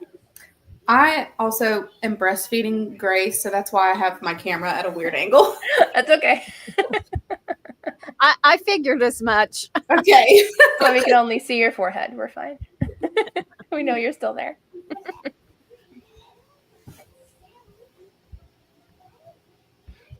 I lost the comments where we were. There we go. Gail says we have a children's bookstore that is designed beautifully with a hobbit hole area. Oh, awesome. And a wardrobe that opens. Okay, yeah, that too. I would want a wardrobe that opens for sure. I was actually thinking about that. I'm like, it'd be cool to have a secret room that was just a big library. And the book tea party room. That does sound awesome, Gail. Kim saw my 2025 reading journal set of video and wondering, where do you find the book cover stickers? I just look up on Google. I use Pic Collage app, and they have like a Google search button or like just, the little magnifying glass search for online search. And I just type in the book that I want, like, Rock Harbor series by Colin Coble or whatever. Most of the time it'll find the book. Unless it doesn't, then I just go to Pinterest and find the book cover, or Goodreads and screenshot it and cut it down. But it's pretty easy to find book covers. I'm excited. I'm doing my very first reading journal this upcoming year. Yay! Oh, yay. Yeah. I love watching reading journal setup videos. I do too. too. I do too. I'm working on mine. Yeah, it takes a long time. Mine took, I think, longer this year than last year. I was like, last year, I think it took 8 hours. This year, I think it took like a total of like 12 to 14. I was like, oh, man. Oh, goodness. Not all in one day. It was like spread throughout a week. But still, I'm like, I think tired. I'm going to do mine in parts. So it's, not one whole video. I can't handle editing that much. Yeah, well, it's nice because this year was kind of weird. I filmed it and it was like, I think 2 or 3 hours long. So I had to speed it up like 6 times the speed to get it down to below 40 minutes. Mm-hmm. But I was going to do a voiceover, and for some reason on my new phone that I filmed on, the app won't let me do a voiceover. I'm like, this is the same app I have on my other phone. Why is it not working on the new phone? So I couldn't do a voiceover, unfortunately, but I was like, oh, that's okay. It's still doing a pretty good job on YouTube. I don't know if it's going to do as good as last year's video, but I'm hoping. Oh, I checked this morning, Katie, and it was doing a fabulous job so far. Yeah, it's my most popular video, and thankfully it's a video that does take a long time, but at least it's worth it. Yeah. Otherwise, it would. The overhead filming is like the bane of my existence. I hate overhead filming. I don't know. It just never works out for me. Like, it always takes me so many tries. Something always goes wrong. That's my setup thing. That's a step ladder with a clamp on it. That's what I use for my Nice. I have a step ladder. You know what? You're giving me ideas. That's great. I should try that. Yeah, I started doing that for Bible journaling when I started that channel 4 years ago, and I was like, it's been working. I tried to do a clamp on my table, but my table's so shaky that I can't do anything. Otherwise, everything shakes. So I just prop that up against a chair, so it's above me, above my shoulder, and it works. So, well, I'm gonna try that. I'm a card maker as well. Okay. I have a card making YouTube channel also, and so I'm used to that kind of thing. So it made this transition a whole lot easier. Yeah. Yeah, that's why I started with Bible journaling, and I was like, I didn't want to do my face on it yet. I was so nervous and, anxiety a little bit. So I was like, I'll start with my hands and do Bible journaling. Now I'm fine, though. I don't even get nervous during lives anymore. Like I used to get flushed and stuff and anxious, but like I've been doing it like every week now, and I'm like, I'm fine. Yeah. I don't get nervous about that kind of stuff. I get nervous about the technology part of it. Mm-hmm. Yeah. Not being able to do, to do what I'm supposed to do. Yeah. Something going wrong with the program or that. Thankfully, it's only happened twice in my 4 years of filming where a video wasn't filming, and thankfully it wasn't a important video like my reading journal setup video. But I was like, oh, that wasn't filming. But thankfully that's only happened twice. I always double check from now on.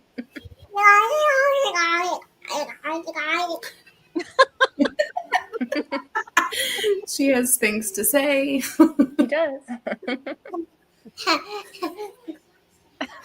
That's her fake laugh. Jamie says she doesn't want white bookshelves because you can see dust if you're like me and don't dust regularly. Yes, me too.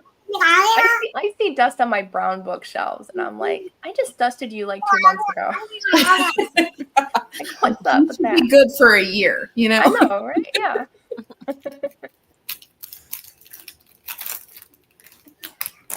Someone on Instagram showed their dad had a Narnia library. I saw that where like he opened the wardrobe and there was like a false back. I was like, yes. Goals. Holly just she shared a video before she popped in earlier. She sent me a video of this guy and girl, and they were dressed up as Wesley and Buttercup from The Princess Bride. And she had a shrieking eel around her, and he had a rodent of unusual size on his back. So they like created like the fuzzy big rodent and the eel. I was like, that is so cool. Like, I hope my husband's willing to do that.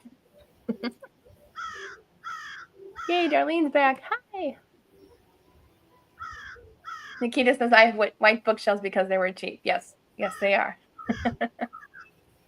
They are cheap. And yes, you can paint them. You can use some spray paint and paint them a pretty color. Literally none of our bookshelves match. I have a brown one, a white one, a black one. You would have been terrified of my original one.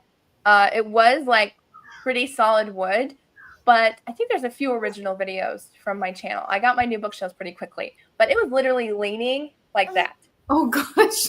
Yeah, it was not good. I'm like, I think it's time to get a new bookshelf. And that's when I did a huge unhaul. And yeah, I don't even think I have one of those original books, maybe one or two from that bookshelf. I'm like, it's very scary.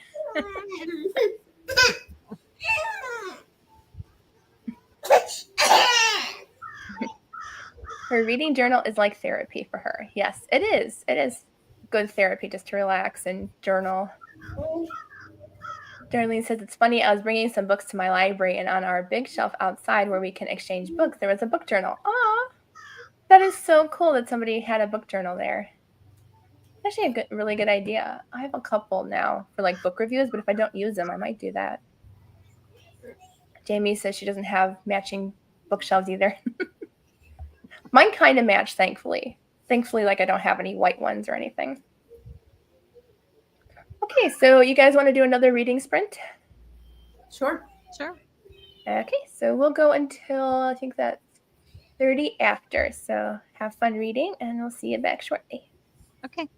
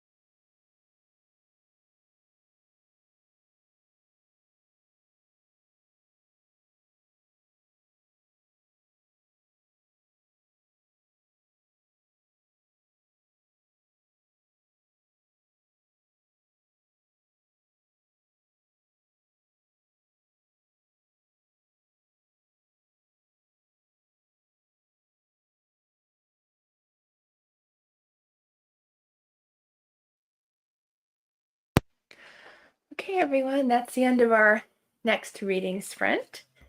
Let us know how you did. I almost forgot to switch out my earbuds because I've been switching to save battery power on these ones and changing to my other earbuds for my audiobook. And thankfully, I remembered to turn on my mic this time.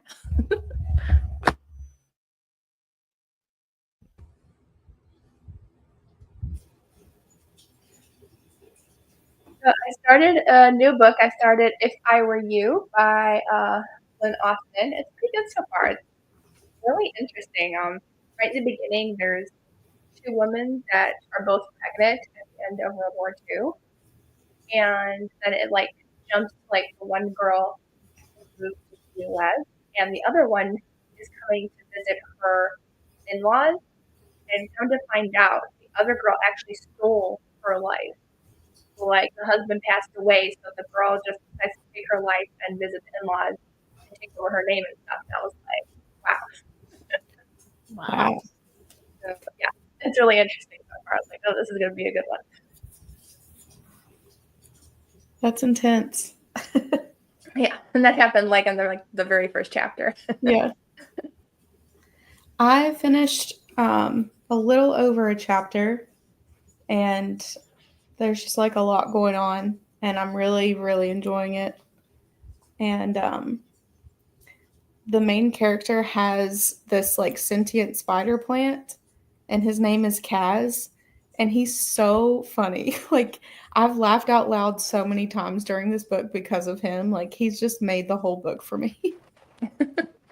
I love funny side characters. It's like, Yeah. I really like the side characters more than the main characters. Yeah. I read 35 pages. this Yay! time. And the book has sucked me in. Oh, good. I love the romance in that book. It's so good. I'm also coloring a little bit. I switched coloring books and now I'm coloring a fairy. Oh, cute. Cute. Got in the mood for fairies after I listened to the other one that had like those pixie characters.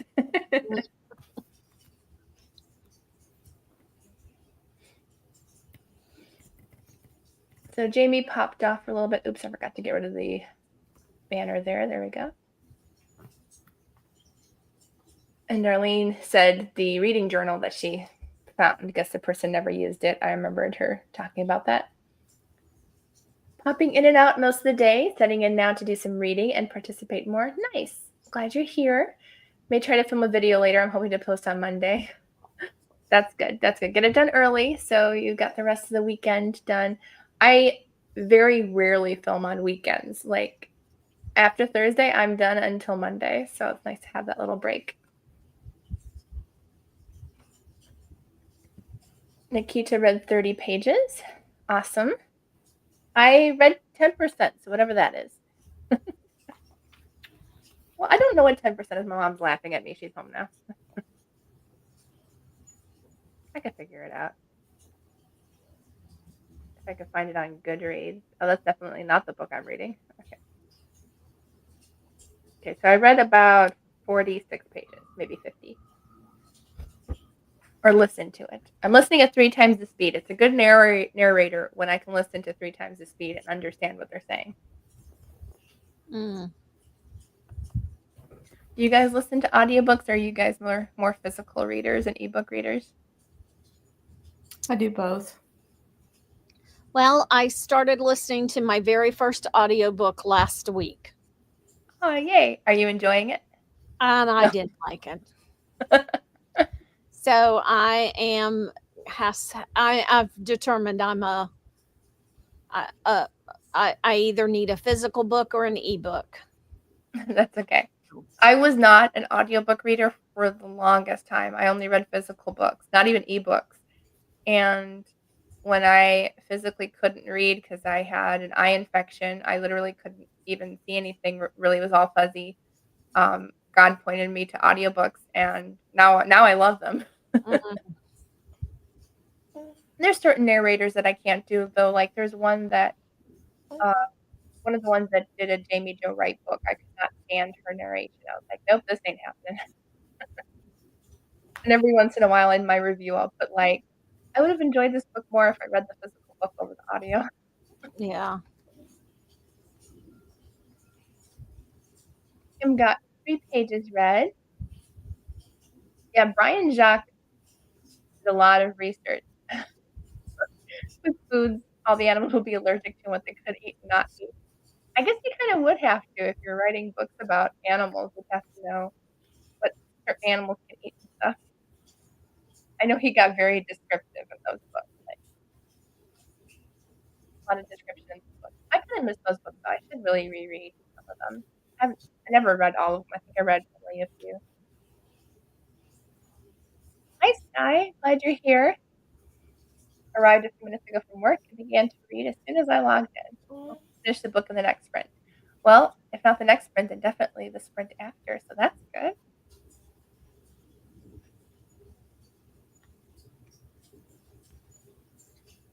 Darlene got to 66% in her book. It's called Mistletoe Village. So good, got it for free on Kindle. Awesome. I love those free Kindle books. Ooh, if you guys didn't know, I better tell you.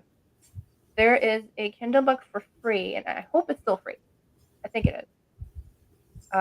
But my friend shared it with us, and it's a really great book. It's a Christian fantasy non-magical book. It's a standalone. Let me see if I can find it really quick.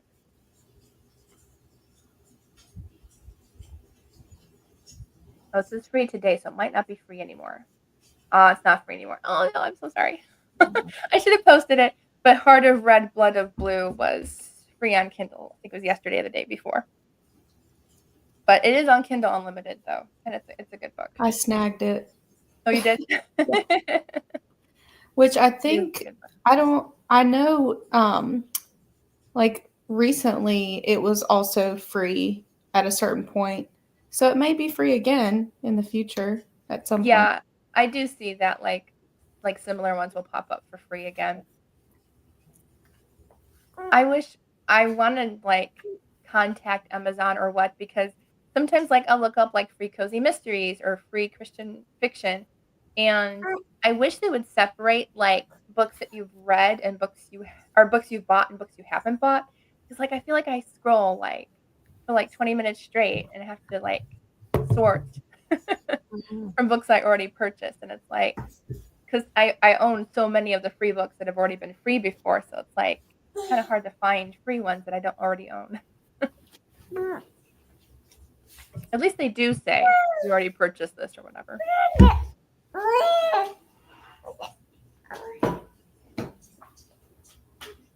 Oh yeah, I forgot Nikita's reading the Redwall series too. You're on number 20. That's the goal, to finish that series. Hi, Jamie. Glad you're back.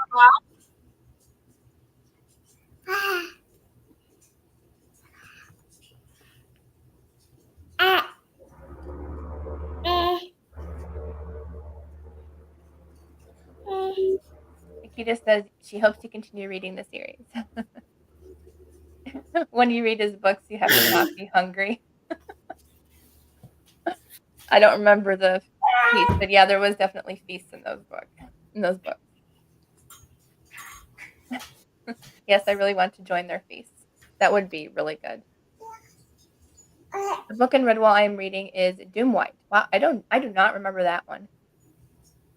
My dad stopped around like book 8 or 10, I think, because he said they were all kind of similar. The TV show is really good. There's a cartoon TV show based on Redwall, and it's really good. And Kim's slowly collecting the series. Nice. I always thought those were adult books, the Redwall series. My dad used to read them, and then I found them in like, I think like the middle grade section. I'm like, these are not middle grade level books. just based on like the level of reading. Like I would feel it would be more YA heading on adult fiction, because I read it when I was roughly 10, but my reading level was like high school level. So I was like, this is not middle school level reading.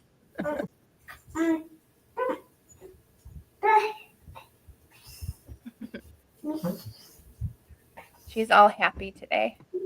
Yes. So talkative. Oh,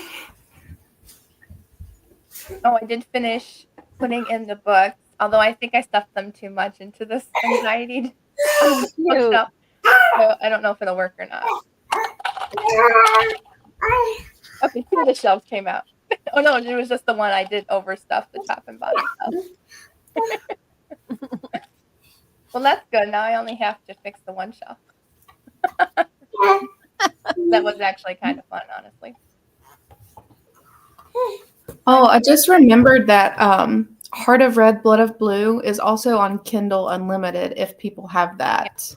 I don't know. Yeah. Not yet. I don't Yeah, have you're a waiting. I don't have a Kindle yet. I'm waiting for Christmas. Make sure if you do get one, make sure to look up on Google for a 2 or 3 month trial, or Yeah. even your Kindle should pop up with that when you go to register it and stuff. So you can get the free trial. Yeah. I have to wait a full year to get it again.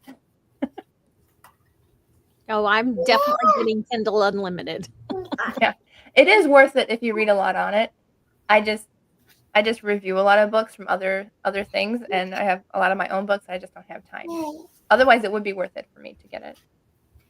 They do have a lot of books. My dad's like, they don't really have that much. I'm like, no, they really do have a lot. They're getting a lot more now than they used to. I have an entire list already created on my computer. That's what I have on my phone too, in that handy library. Or no, on Amazon, I have a list of books that are on Kindle Unlimited for next time. Mhm. Nikita said they are not children's, they are teenage or adult. Yeah, exactly. I was like, I found them in the middle grade section. I'm like, these are not middle grade level.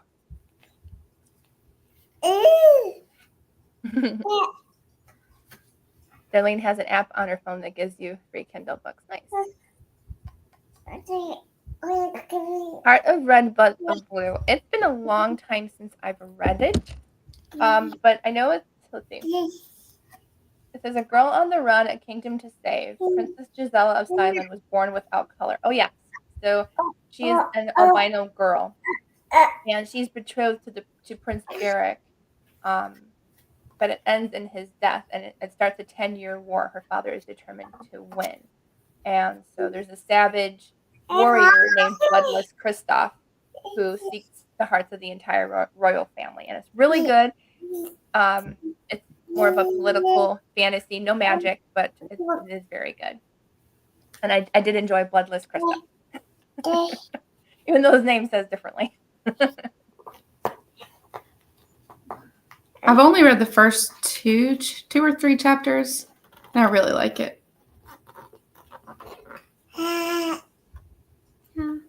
My husband had to have a Kindle, because I saw your answer below, but doesn't use it. So I've started figuring out how to use it.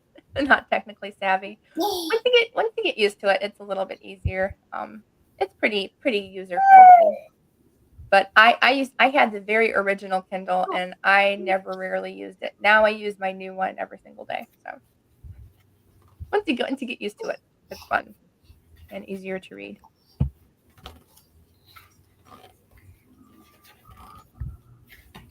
I can't believe we've been sprinting for almost 5 hours, guys. I'm actually kind of happy we did. Do you guys like the longer sprints? I know I do. Mhm. Yeah. Yeah. Did your little girl just say yeah? Yeah. Yeah, she agrees. Yeah. Yeah, those longer reading sprints so mom can read more to me. Yeah.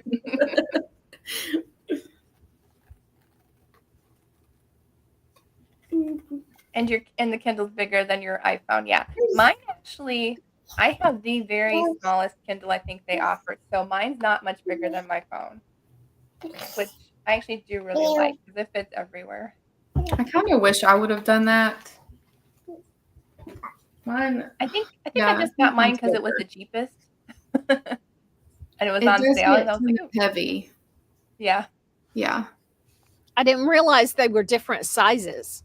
Yeah. Yeah, there's like a 6.8, there's a 10-inch, I'm not exactly sure other ones. But this is the 6-inch, and it's the size of my hand roughly. Yeah, if I could go back, I think I would get that size. Now you know, Teresa. Tell your husband. Hey. Well, I don't know. My daughter, I don't know who's getting it. My daughter, or my husband, because my daughter was asking a whole lot of questions the other day. You get suspicious when your family members start asking questions. Exactly. We were out shopping the other day in Pennsylvania, and my mom grabbed something. I mean, I know what the item is. I just don't know. Like, I figured it was an ornament because we were in the ornament section. But she's like, "Go away." I was like, "Okay, fine." Go away. You really know something's Yeah, up. especially when somebody's go away. Yeah. Go away. Why do I have to go away? I want to stay here. I'm shopping over here. Where are you going on your book trip? We are going near Chicago. It's not in Chicago, but it's just on the outskirts of it, so we won't have to travel into the city, which is good. And I get to go to the Christie Awards, which I'm so excited about. That should be fun. I'll be dressed enough. Maybe we'll see you. Maybe we'll see you on the red carpet. Yeah. You never know.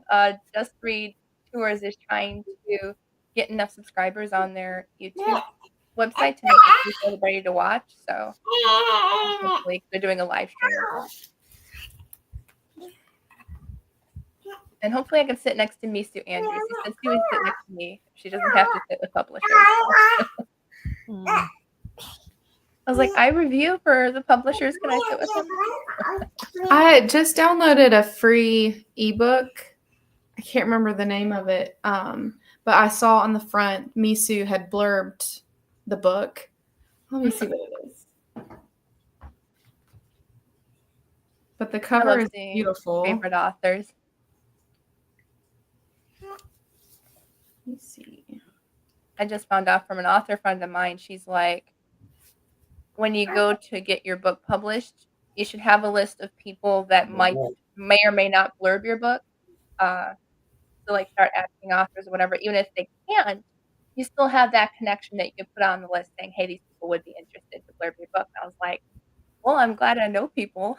I'm glad I'm making friends now. I can't find her blurb, but it's by Tracy Higley, and it's called Nightfall in the Garden of Deep Time. Oh, I've seen that cover before. Yeah. I haven't read it, though. But yeah, Misu had good things to say about it, so.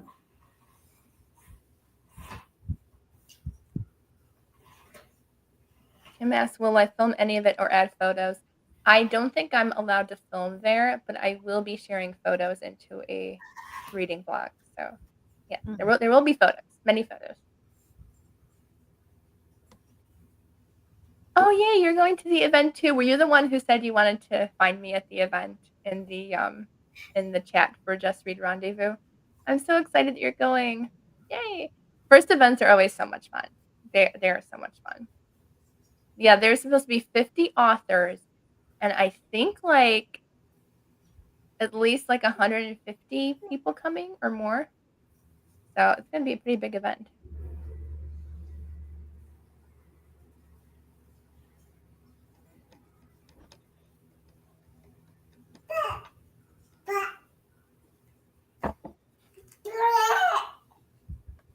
Oh, Ian's the one that posted that. But yes, find me and say hi.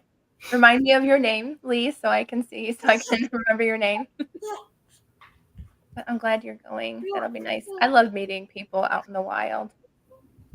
There was one time when a subscriber saw me out in the wild, and she didn't comment until I got home on a video saying, I saw you at this restaurant in Michigan. And I was like, why didn't you say hi? And she goes, well, I didn't want to seem like a stalker or something. And I was like, I would have just been happy to say hi. Did you say saw you out in the wild? Yes. I love that. Like you're this exotic animal out in the wild. Well, instead of home, nobody's going to come over to my house and say hi. Yeah. Well, I think I'm going to hop off here, Katie, but thank you for inviting me. This was really fun. You're welcome. I'm glad you It could was come with me. it was nice to meet you, Whitney. You too. Y'all have a good time and happy 3 years on Thank you. Booktube. Bye. Bye. Bye. Say bye. Bye. Bye. Bye.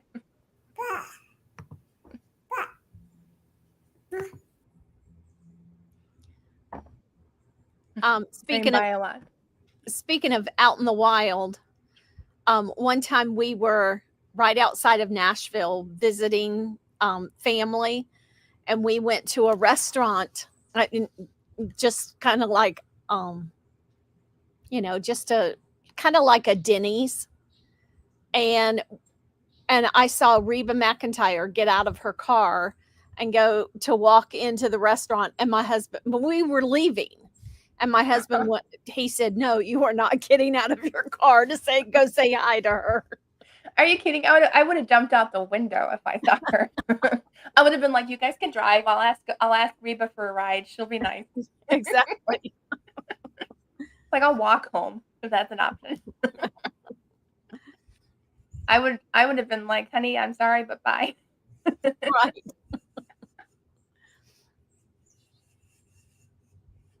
The only time I ever saw somebody out and about was one of the guys from Phillips, Craig and Dean. We just went to their concert and we stopped at Wendy's for a late dinner afterwards. And one of them was there at Wendy's eating. And so my mom got their autograph. I don't know what happened to that on a napkin. But it was kind of an I Love Lucy moment. You don't really know my mom that much, but but she's the I Love Lucy of our family. And so first I remember her, she dropped her tray. She couldn't put it in the garbage can, so it kind of just dropped on the floor. And then we went to leave, and it's like 11 o'clock at night or something, and they locked the doors. So she walked into the door, and we all walked into her. So I was like, this is a great way to meet a celebrity. So yes, I don't bring her along to meet celebrities. Oh yeah, Mom said the guy said you can take him out, or you can dress him up and take him out, but or you can't take him out. Yeah, that was a memorable day. So it was a lot better time when I just met Josh Turner and Dylan Scott by myself. I was like, my mom wanted to go with me to the concert, but there's only one ticket left for the VIP meet. I was like, I'm going by myself. But that's really cool though that you saw Reba out in the wild there. Yeah. Man, I would have ran over and said, "Hi, can I hug you?" If I hadn't have been in the car, I probably would have. I would like have the door halfway open. Stop the car. I got the door open. You can't drive anymore. That's funny. All right. Do you want to do another reading sprint? Sure. I am probably going to mute my camera and go do something different for part of the time, though. Okay, that's fine. Okay. So we'll go until 35. No, wait. What is 40 minutes? I'm so tired right now. I gotta look at my clock because I can't figure it out on my own. Oh, that's good. That's not even a clock. Half hour is 24. Oh, it is. Okay. So 35 after. We'll come back. Okay. Sounds good. Bye.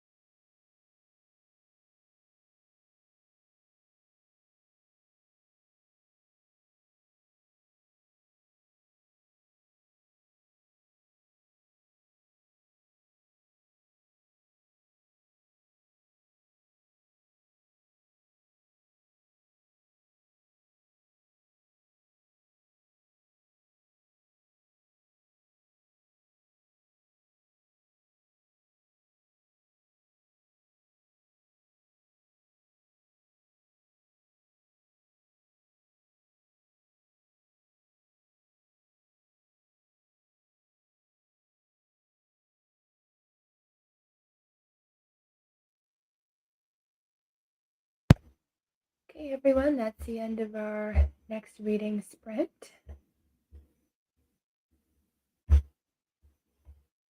Trying to connect to my earbuds right now because I can't hear anything.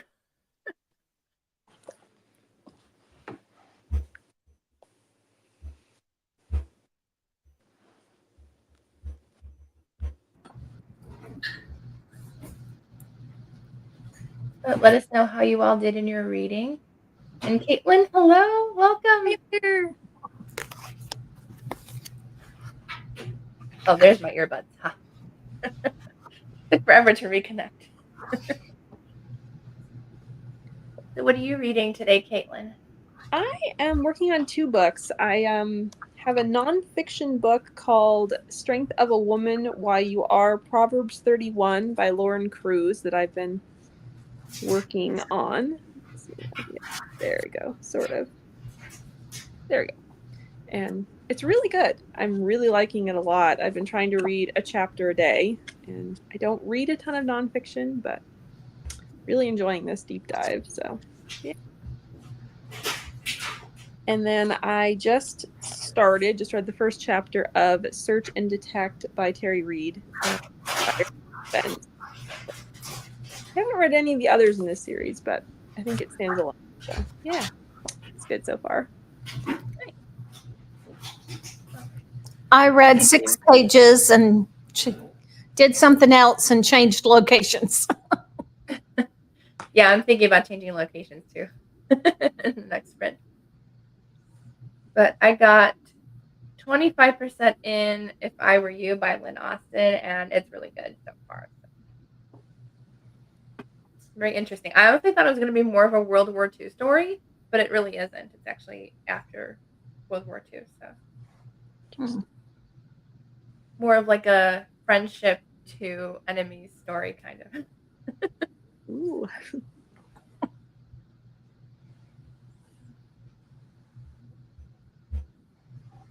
So Stacy popped in. Hi.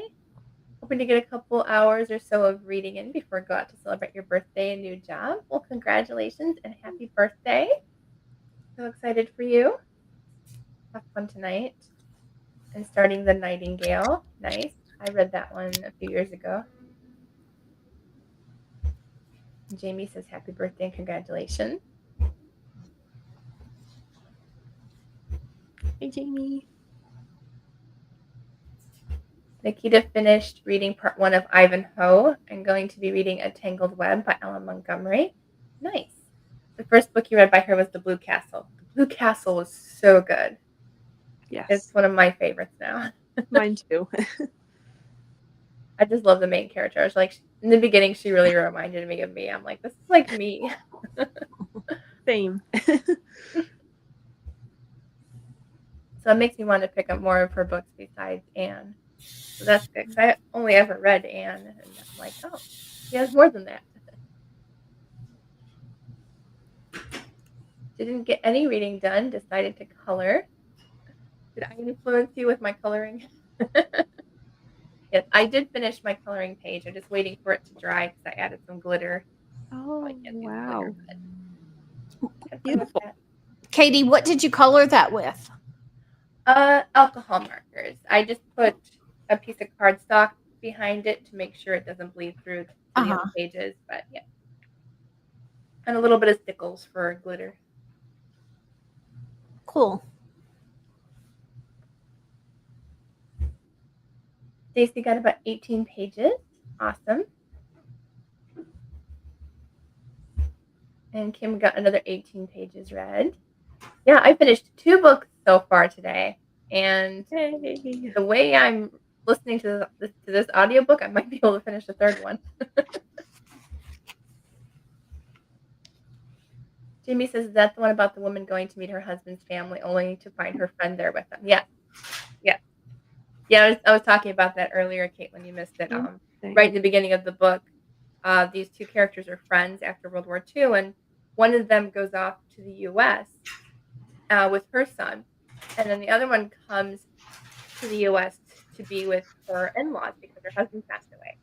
And to find out her friend stole her place, stole her identity. Ooh. What's going on? because now they're going to chat and you're seeing them as friends. Like, what happened for her to the other friends? So, yeah, it's really interesting. Very intriguing. Thank you, Stacy. Totally doing purple today, purple and yellow. I haven't colored in a long time, so it'll be nice to actually share a coloring page on my coloring Instagram. I started a coloring channel too, but I stopped doing it like halfway through last year. I was like, I think coloring is like an on and off hobby for me versus reading and Bible journaling.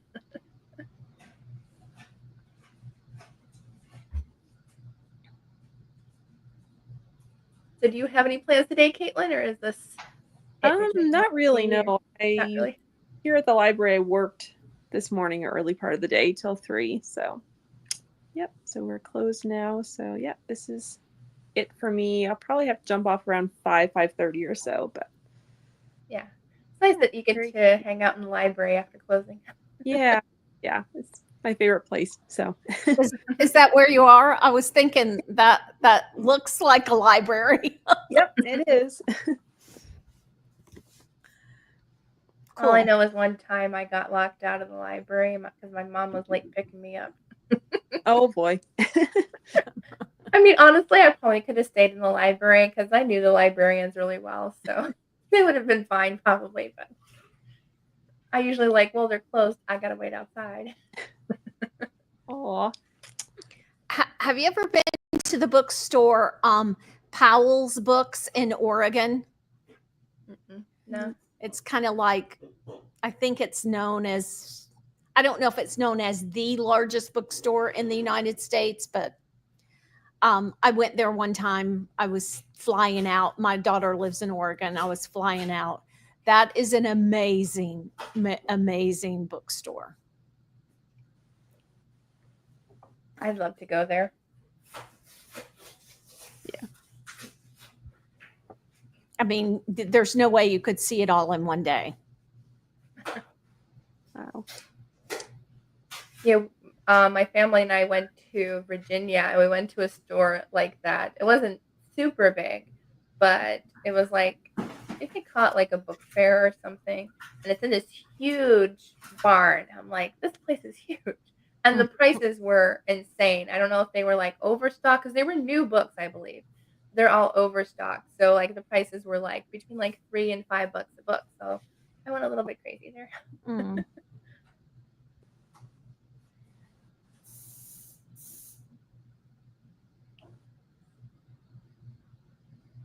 Yeah, it's Green Valley Book Fair.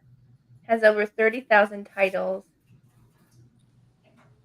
So we actually went the first day, and my dad surprised me because my parents read, but like they don't read to the extent of me. So my dad was like, "Do you want to go again the next day?" I was like, "Really? You want to go back?"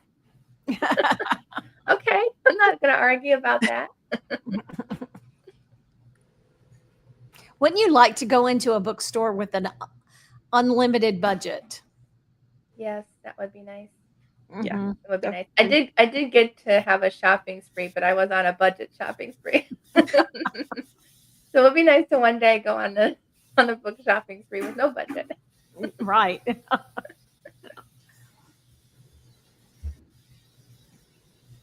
Kim says Powell's is on my dream bucket list. Also Mm. the Strand in New York City. Nice. I'm sure there's got to be really great bookstores in New York City. My dad's been to New York City, but he probably never went into a bookstore. Mm. I've never been to New York City. Neither have I. We only live about like 8 hours away, so I mean, it's not that far. Yeah, it's not that far from me either. So hopefully someday. Which way do you live, Caitlin? I'm in Vermont. Oh, okay, so you're that way. Yeah, I'm like right smack in the middle of the state. So Okay. So you're on the opposite side of where I am from New York City. I'm like way down. I live in Florida. Oh wow. Are you getting some cooler weather, or is it still really? Oh no, it's still hot. That's why I changed the location. It got too hot on the porch. Even though I had a fan, it was just too hot out there. It's been really nice weather. I actually prayed for like 2 months straight because I'm like, God, I have to drive to Chicago next week. I don't want to drive in snow. So it's supposed to be 50s all the Oh, way through next week. That's good. Oh, yeah, that is really good, especially for New York. Like we had 2 days that it was upper 70s in late October, November. I'm like, this is insane. We never had this. We have snow usually.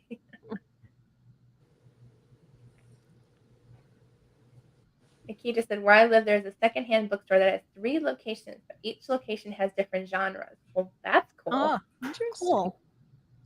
I like that idea, actually, in case you're like, you have a certain genre that you like, you just visit one bookstore. Although if you're me, I would have to probably visit all 3. I wish there was a secondhand bookstore in my town. Not a single one. Aw. We don't have that many either. We really only have one, I think, near me.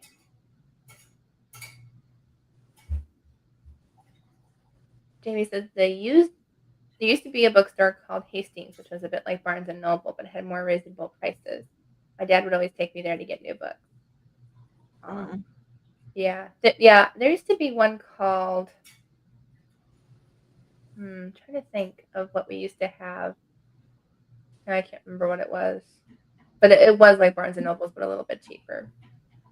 Everything is a little bit cheaper than Barnes and Noble, or maybe not. Independent bookstores are expensive too. So.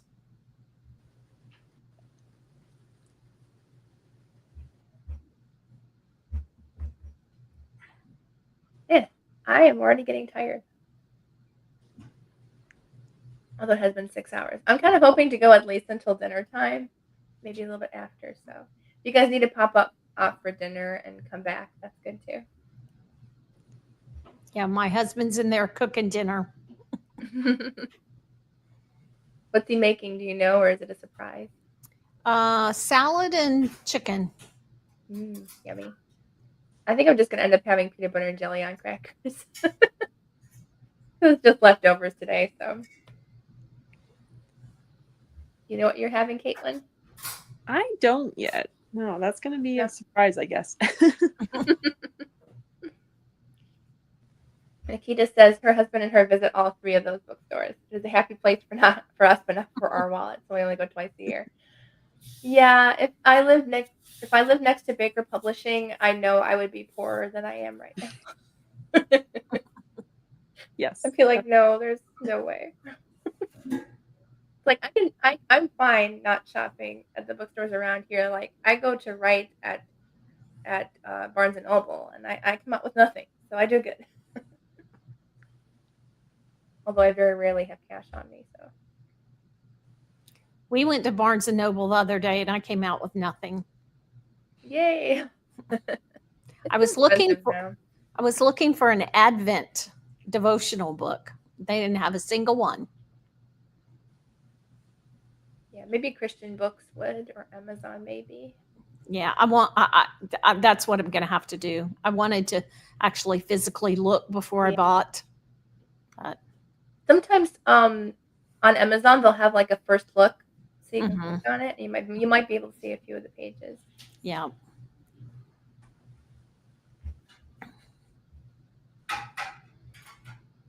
Kim says, I remember Borders books, and there was one other. I can't think of the name. I think it was Borders books that I'm thinking of.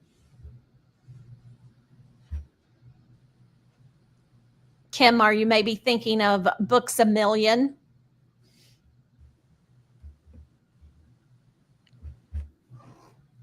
So there's a Borders too. Yeah, Walden Books. Yeah, that's what we had here. Walden Books. I knew they were connected. Yeah. They used to have both of those in Florida, but I don't think so anymore. Yeah.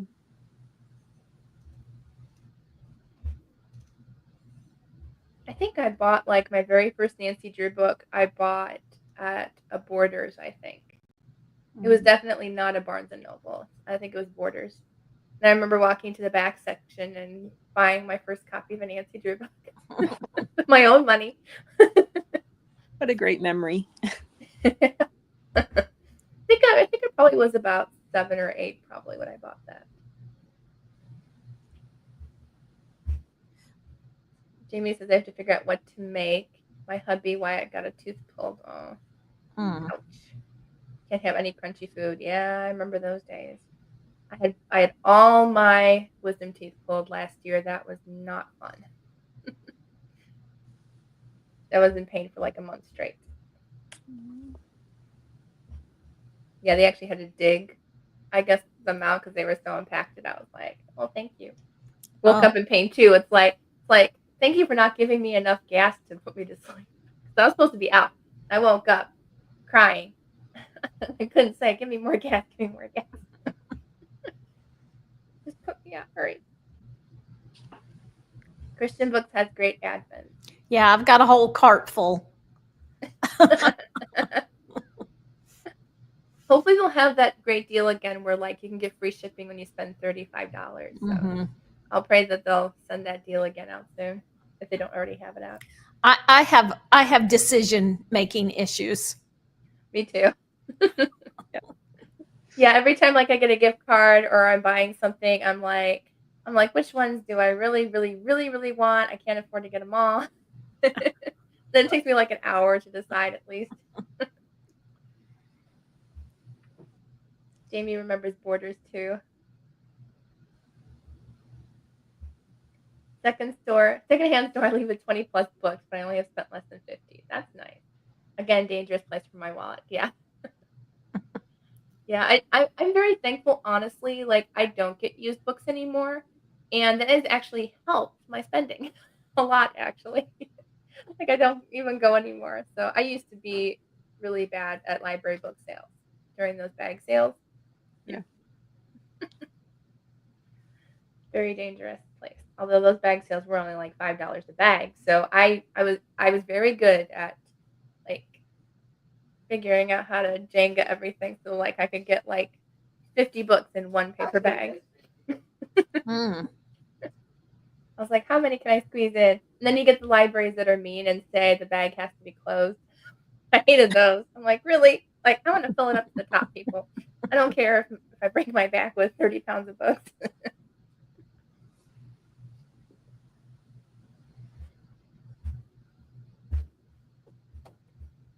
Richie is complaining about terrible yogurt from Nivea. I don't think I've ever tried that. Have we tried Nivea, Mom? No, I guess we haven't. I feel like we have. I don't know. No, we tried your play. I think we saw commercials for it all the time. Wasn't Jamie Lee Curtis like the spokesman for Nivea way back in the day? I can't remember. I feel like she was. That's just the one in Germany. I don't know. We're not in Germany anywhere. I can't have German yogurt. Can't forget about Books a Million. Yeah, it's kind of a discount store. We have one about an hour away. Yeah, Borders and Walden Books went out of business a long time ago. Ah, Books a Million is more common where you live than Barnes and Noble. Books a Million is like Barnes and Noble, but does have more books discounted. Yeah, always good options. My mom and I, we went to what I thought was going to be a really great store. And they were like as expensive as Barnes and Noble. I'm like, really? Like, I thought there's supposed to be like really good deals here, but there wasn't.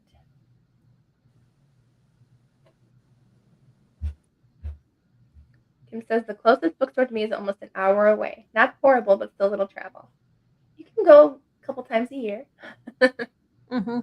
We go to Pennsylvania, which is like an hour and 20 minutes away. We go there roughly about 8 times a year, maybe. So just for fun. Jamie says my family gets me gift cards to our secondhand bookstore. That's nice. That's nice. I always tell people it's like if you don't know what to get me, a book gift card is perfect.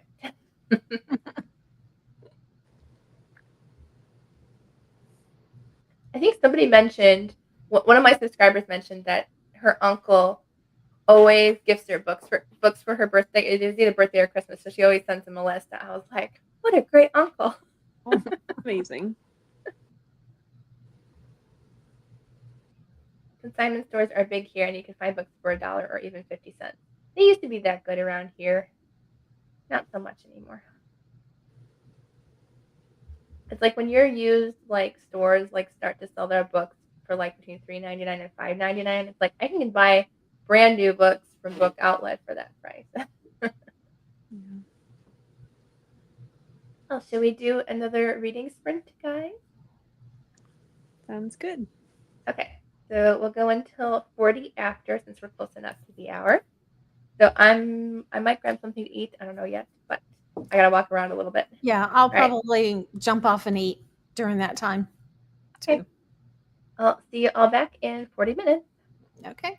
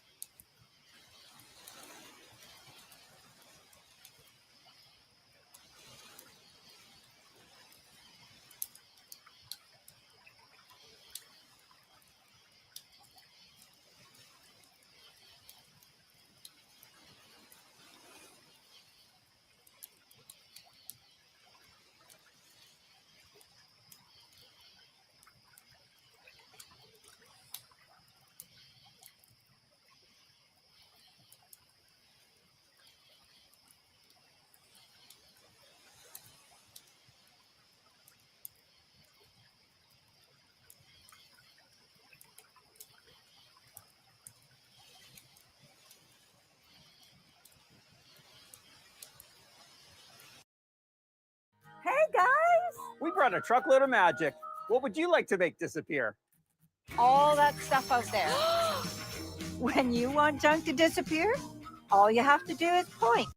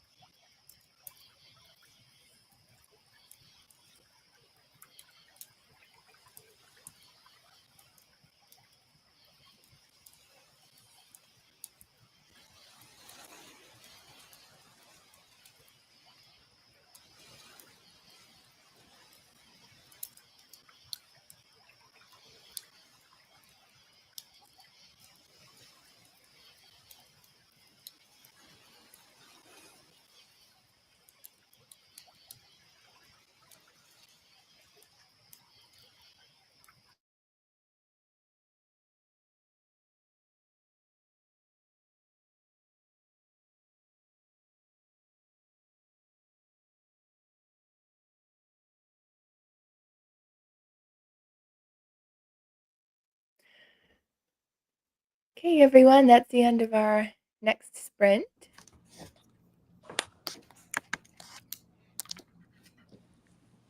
I ended up eating some crackers with peanut butter and jelly.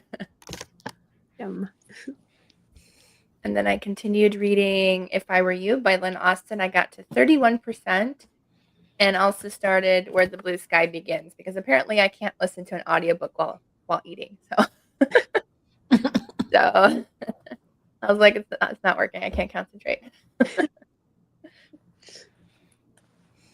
Well, I got to the start of page 41 of my Love Inspired book, and it's good. I'm liking it. I'll be curious to see if I'm right. I have a theory about it because there is a serial killer in it called the Rocky Mountain Killer, and like what had happened in the past was all these young men that had just graduated from high school were lured to a barn on Valentine's Day and killed. And now it's 10 years later, and some of the other guys, I guess, from that class have also become victims of this killer, and they're getting ready to do this high school reunion. So I'm predicting that the killer is going to turn out to be a woman, but we'll see if I end up being right about that. The last Love Inspired book I read, I was right from the get-go. I was like, I have a feeling this happened, and I was like, oh, I was right. Yep.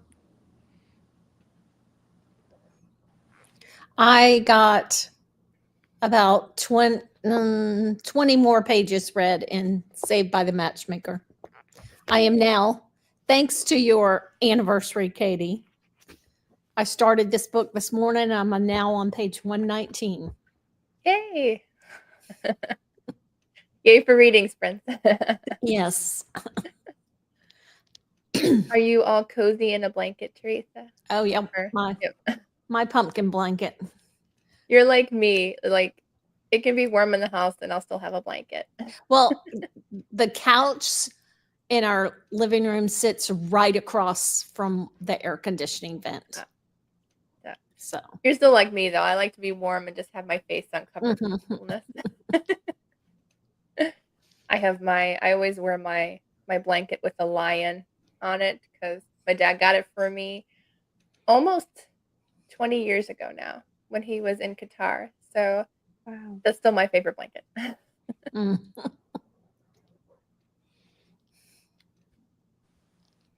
I think Sky thought I was gone.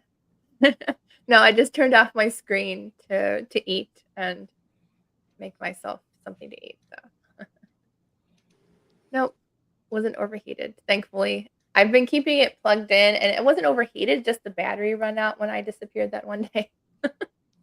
So I just kept it plugged in today. I'm like, I'm not having that happen on one of the longest reading sprint days. Stacy got to page 56 and sucked into it now. That's always good. Have either one of you have you ever read Crisscross by C.C. Warren? I haven't. No. It's been on my list for years, but I've never gotten to it yet. It was on my list for like 2 years, and then she said she was going to be at Just Read Rendezvous next week, and I was like, plans change. I'm reading it now. And it's so good. Great. It's so good. I read it last week, and I was like, I would have binge read it in like 12 hours. It was that good. Wow. Amazing. I didn't, though. I think it took me like 2 days because I had to finish another book as well. But if I didn't, I would have definitely read it in one sitting. Kim read 14 pages, 88 pages total today. Awesome. Not sure how many pages I read. I'm thinking maybe about, well, my average is like 20 pages per half hour. So maybe like 150 pages or so. Kim says, or Caitlin, that book sounds creepy, but fun to read. I do love a good murder mystery crime book. Yeah. So yeah, if you do, I highly recommend the Crisscross book. It was really good. Yeah. Very intense though. Bump that up.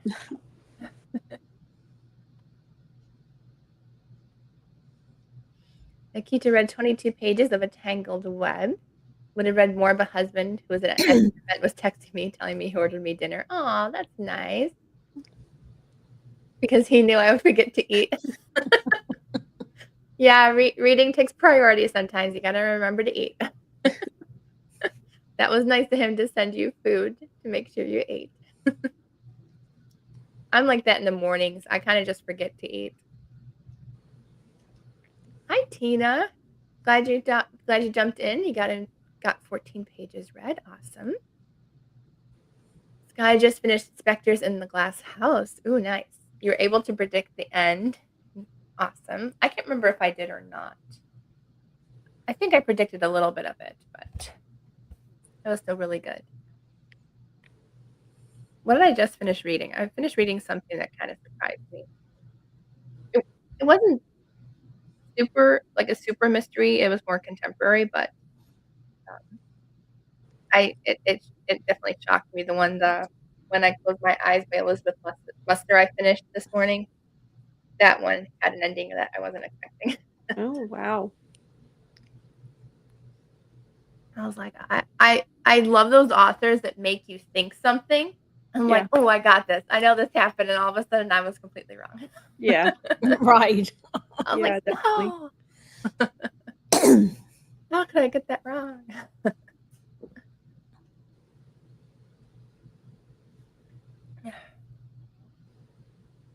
I had that in the first Timeless book.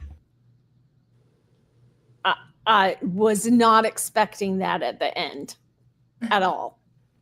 Yeah, me either. I was like, yes. I was like happy tears. The second book, I really wanted it to go into a different direction. Probably the only one that wanted it the other way. Mhm.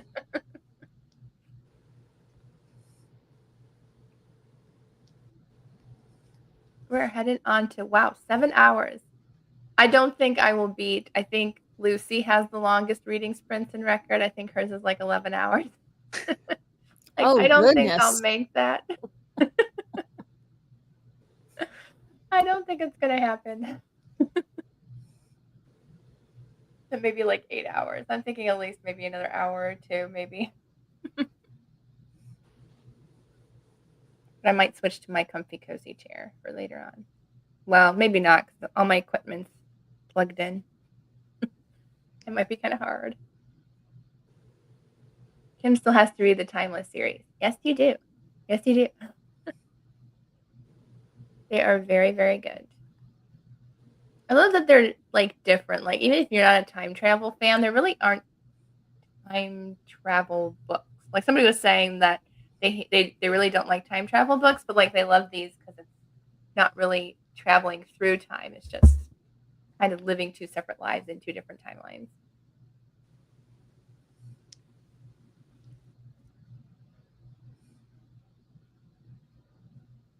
And I just got a message earlier during the reading sprint that the last package I'm waiting for my bookish gift guide is on its way. Like, yeah, I can film that now.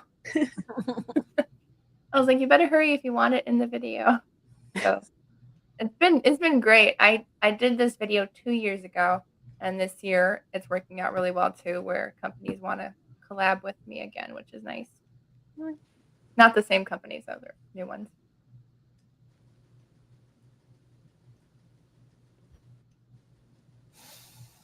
Beth said her mom has been watching a series called Timeless on DVD. I did see that. I enjoyed it up till the last season. Then they brought in a character that I did not like. And I was like, why? But that is a good series, though. Doctor Who's very time travel-y, too, I feel like. He travels a lot through time. All right, so I was trying to think of other this or that questions. Apparently, I only have one on my list.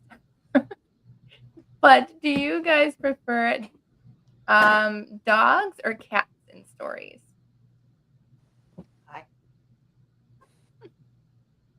Mom just popping in. Probably dogs, but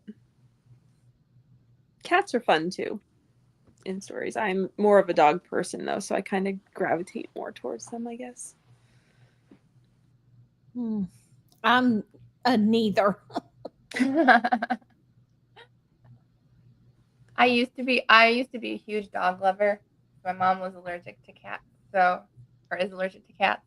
But honestly, if I could have either, I probably would choose a cat now, only because like they're so much easier to clean up after. So I used to pet sit, and I'm like, I didn't know cats were this easy to take care of. Like you just come in, feed them, and the litter thing was like the most easiest thing to clean. I was like, that's so much easier. So, but I also love there's an author, Valerie Fraser Lussey. She shares her cat Cheeto, and I'm like, he just makes you fall in love with animals. He's so cute. Have you seen her post on Facebook? I haven't, no. No. I don't know if it's her own personal page or whatever, but she shares stories about her cat Cheeto, and Oh, Cheeto moved into her mom's place because she moved closer to her mom, but he wasn't used to the new house. He was like very anxious, and he just wouldn't settle down, and he couldn't get used to it. So she was like, "Here, mom," but she still shares stories about him and her mom, and it's hilarious. Like, mom used to not really be a cat person, and now she's pretty much under Cheeto's thumb. Like, yeah, Cheeto does that, I'm sure. And he used to, which he still does. She kind of puts posts in the point of view of Cheeto. So Cheeto will pick on her for her clothes, and because she wears moo-moos and stuff, and wow, her hair looks bad today, and it's really funny how she does it in his point of view. It's so funny. It makes my day every time I see her post about Cheeto. Want a good laugh, follow her, because she has. I was like, you need to write a cat book, like just cute little like a book with a whole bunch of Cheeto pictures with different points of view of him and his owner. Yeah, definitely. Nikita says dogs, and Kim says she likes both. She has a dog and a cat. As long as they don't die in the story, then I get depressed. Yeah, I tend to be worse off when animals die over people for some reason. Although it's better now. Now it's kind of 50-50. Beth says, I love when people narrate what their dogs or cats are saying. Yeah, it's so funny. And she gives like the funniest like expressions on Cheeto's face, so it looks like he's actually saying those things or thinking those things. He's a very he has a lot of expressions on his face.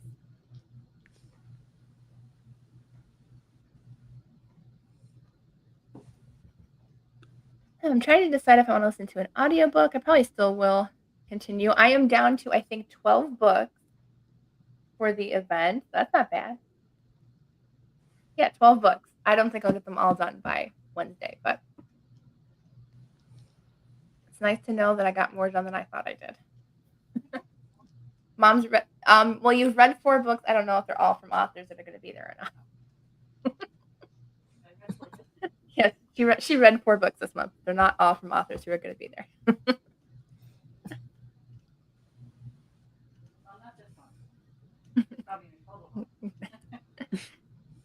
That says, are you at the library, Caitlin? I am, yes. Yep. Are you the only one that hangs out after closing? Yeah. We're small enough that there's only ever one of us working at a time, so yep. Okay, that's nice. Yeah. Yeah, it's fun. I don't think we have that small of a library around here. I've been to a lot of our libraries. Like we live in an area where like we have about, I would say, between 20 and 30 libraries within an hour distance from me. So, and I don't think I've seen a library that has one worker at a time. It's mostly between 2 and 6, I think. Yep. Yep. I did work at the library for a little while in high school. Oh, cool. I was thinking about going back to doing it, but I don't know. Nobody's hiring right now anyway, so for the library. Well, I think one library was, but it was like 40 minutes away. I was like, oh, it's a little bit of a trek. Yeah. I don't know anybody there.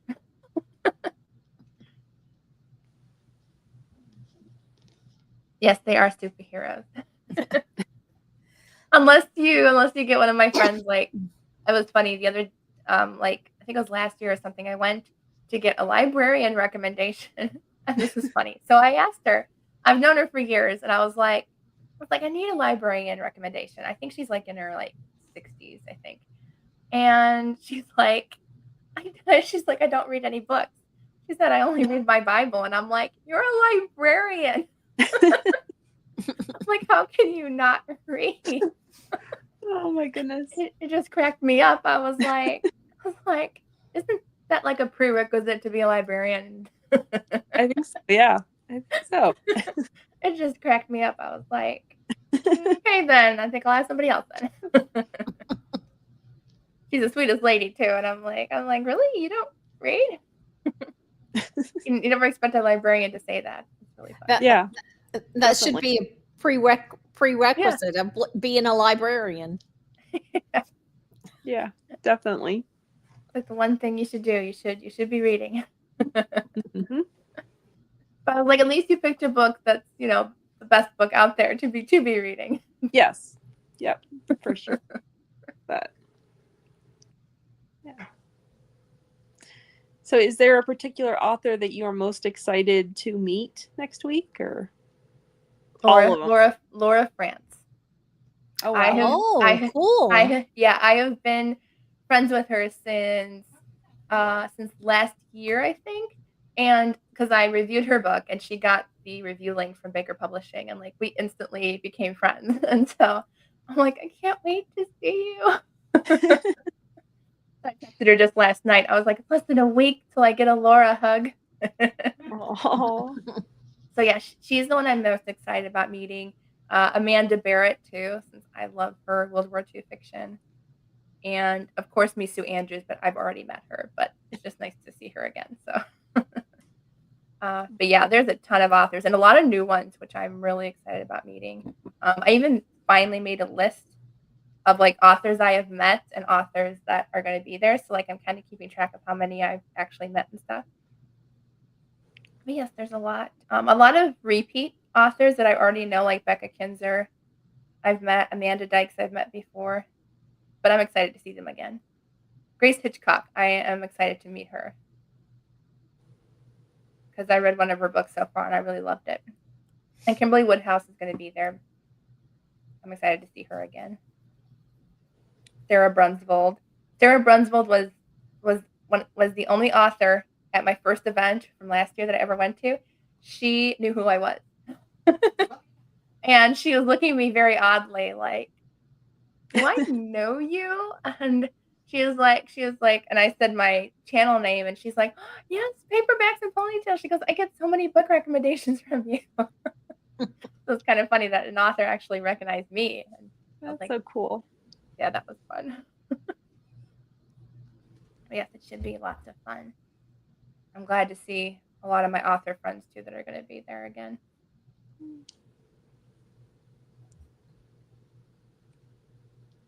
Beth asks, do you have a things library?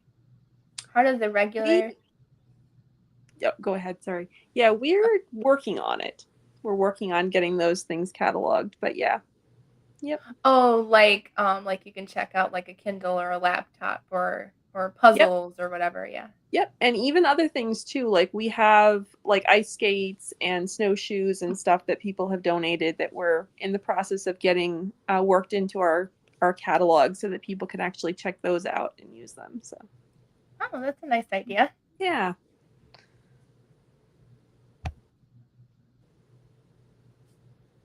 I don't think we really have anything out like that here. I know we have like the laptops and the Kindles, but I don't know if we have like anything else. So that's a really nice idea. Yeah, that's something a lot of the libraries around here are doing, the more rural ones and stuff. So yeah, it's pretty neat to be able to offer.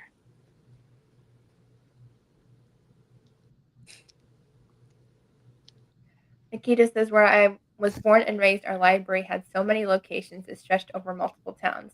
Where I live now, there are just 2 near me, but they are connected to a few other in the nearby towns. Yeah, right now where I am in New York, there are so many.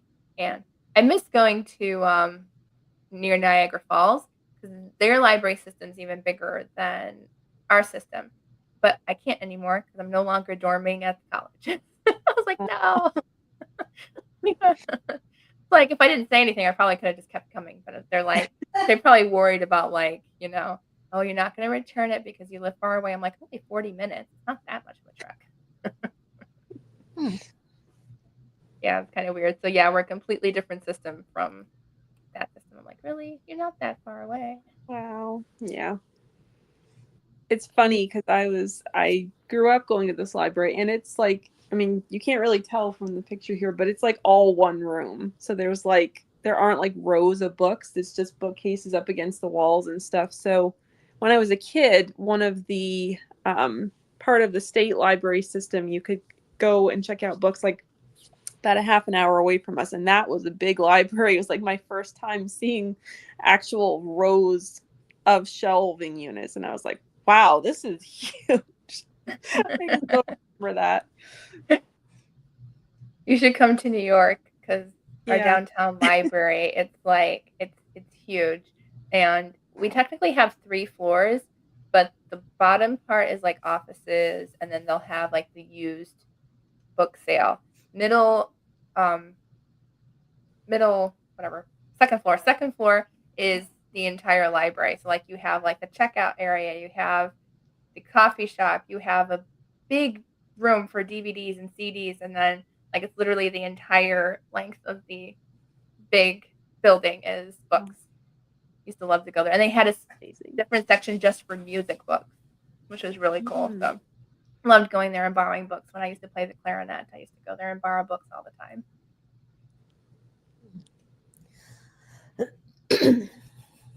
And Jamie says her library, you can check out looms for knitting. That's cool. I would probably not do very well. I can crochet, but I can't knit. I can't do 2 things with 2 hands. Like, that's why I can't play the piano either. I can't do 2 things with 2 hands. Clarinet's different. It's one note versus like this hand doing this and this hand doing something completely different. A clarinet only has 1 note per. There is a difference. My mom's picking on me. She goes, "You used to play clarinet." I'm like, "That's different." Yeah, it's 2 hands, but it's 1 motion. She's picking on me. Stop picking on me and go do your work.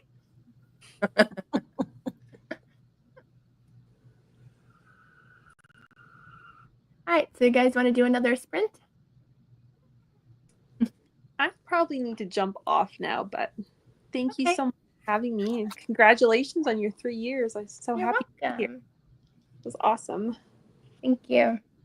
You guys have Here's to another couple more years. Yeah. Have a wonderful night. You too. Bye, Kate. Bye.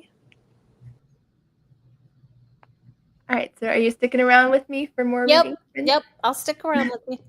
Okay, so we'll do until 45 after. So have fun at reading, and we'll see you all back soon. Okay.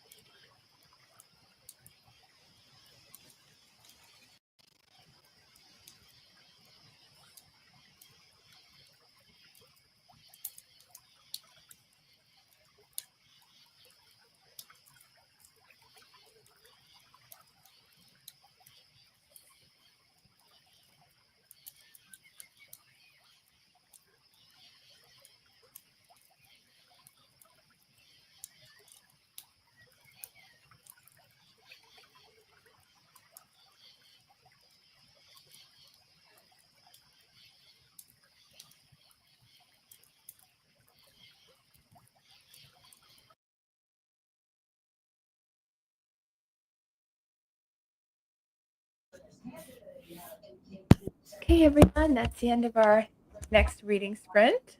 Let us know how you did. Are you tired yet?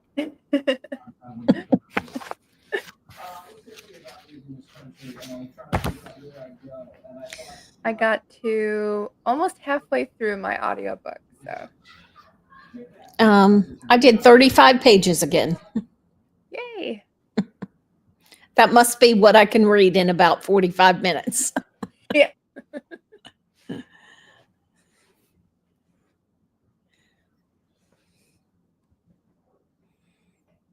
Let's see. Where are the comments here? Okay. So Kim said she'd be right back. Dinners and med for her grandma. And I saw later that she was done with that. She can't believe we're all still live. I said it was the all-day reading sprint, so I meant what I said.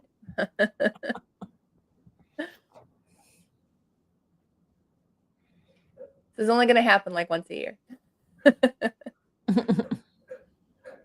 Fashion and Plenty baked a cake and did lots of things. Still reading Tasha Alexander's book. Need to finish it. It's been too long already. I have a book like that I still need to read. I started like 3 or 4 months ago and still need to finish it. It's really good. I just keep forgetting to pick it up.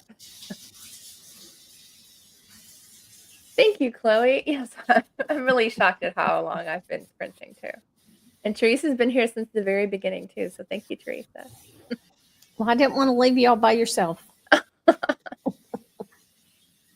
If you want a break and leave, it's okay. No, I'm good. I'm Okay. good.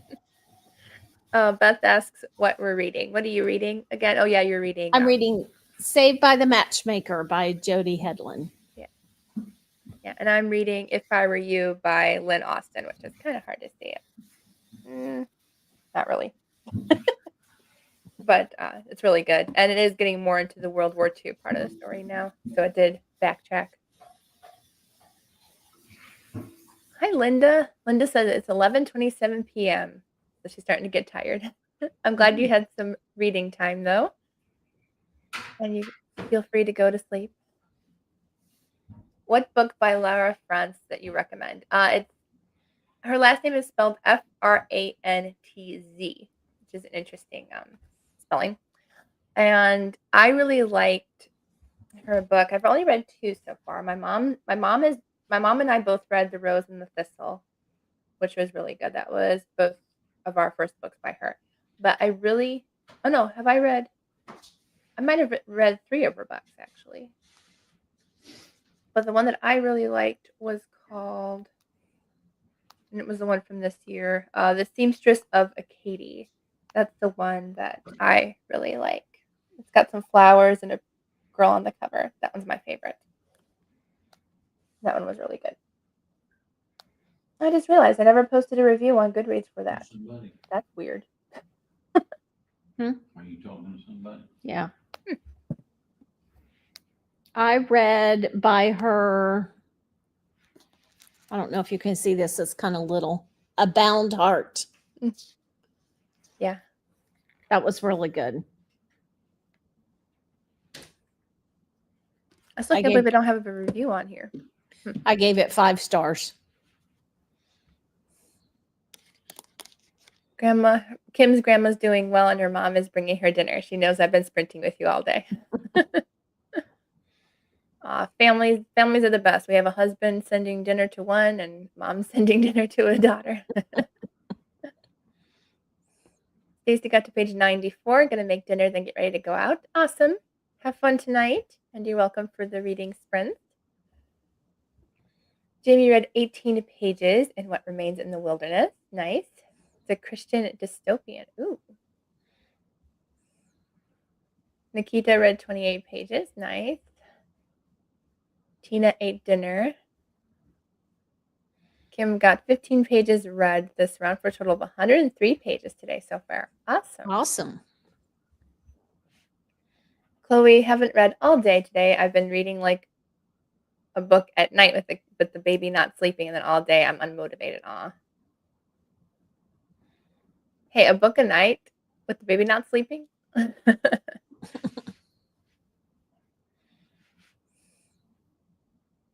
Yeah, I'm enjoying it. That's why I said it's not going to happen very often.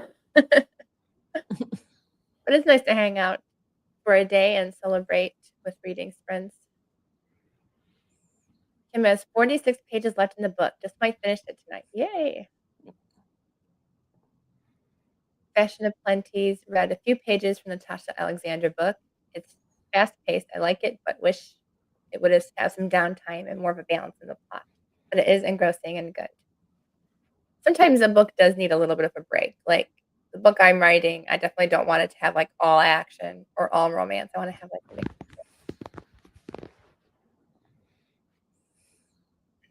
Jamie said she lives an hour away from Wichita. Oh, you made an orange coffee cake. Ooh, that sounds delicious. I was going to say send some over, but it's probably going to be crumbs by the time we get it. It was funny. When my dad was in the military, we sent him his favorite cookies. Well, he got it, and it was literally crumbs. You know, it's overseas. I mean. So it was literally crumbs, and everybody thought that he got granola. Oh. And he was like, well, if it is granola, it's the best granola I've ever had. My daughter that lives in Oregon, before she adopted her children, she used to do this gigantic cookie baking session at Christmas time. And she would send us all of her family, because all the rest of us live right here. And she would send everybody a giant tin of cookies. We didn't have the heart to tell her that by the time they got here, they were nothing but crumbs. Well, if she's watching this now, she knows. Yeah, she wouldn't be. My mom and I used to do a huge Christmas baking day with her sisters and a couple of my cousins, and we used to get together and bring different cookies from our house, like whatever was our specialty, and then we would bake and decorate cutout cookies. Mm-hmm. And then we would split it all in between different houses. I miss doing that kind of stuff. Me too. We do still decorate a little bit of cookies, but not too many. Chloe is starting on her November book haul revisit books because there are a few this month. I never do revisit book hauls. I probably should for newer book hauls, because my very earlier ones, I don't even think I have those books anymore.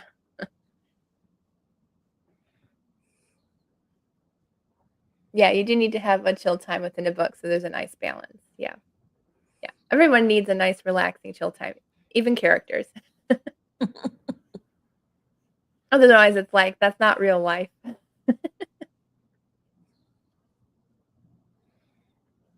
Outside of the purpose of the plot, be it mystery or romance. Yeah. Ooh, cookie crumbles on ice cream. That sounds really good. I think we have done it once or twice, I think. Yeah, it's been a long time since we've done that, but I used to dip my cookies in ice cream. Like chocolate chip cookies. Fashion of Plenty's mom and her bake a lot. It's one of our favorite things to do, especially Christmas season. We make a lot. We're trying to eat healthier, so like we'll make like one or two really good treats, and then that's about it.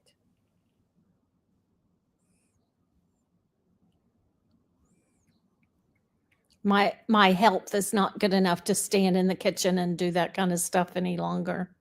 Yeah. You can always have everybody cook it, and you can sit at the table and Yeah. do the cutout part. I'll be the tester. Yeah. That's the best. That's the best job. Dad's definitely the tester. He'll come over when we just get them out of the oven. It's like, Dad, they're still like soft. They're gonna fall apart. He's like, I don't care. So I have to kind of hurry in and get the first cookie before he does. Now I want cookies. Me too. That's my favorite dessert. Is homemade cookies. One of mine too. What's your favorite cookie? Just chocolate chip. That's one of my favorites too. As long as they're soft chocolate chip cookies. I don't really like the harder ones. But I do like soft chocolate. But I do like at Christmas time a good gingerbread cookie. Our favorites are butterscotch oatmeal cookies.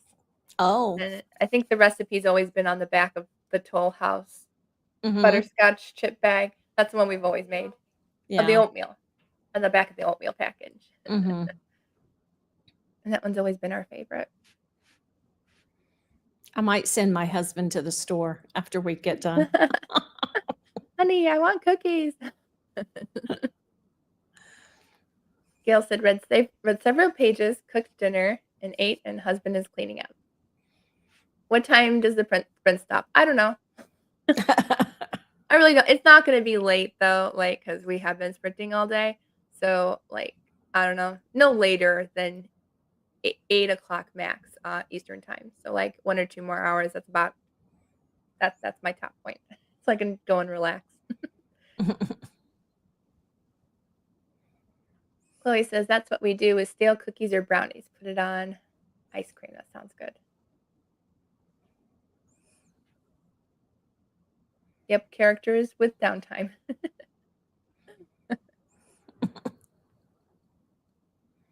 Ooh, delicacies from around the world. That sounds fun.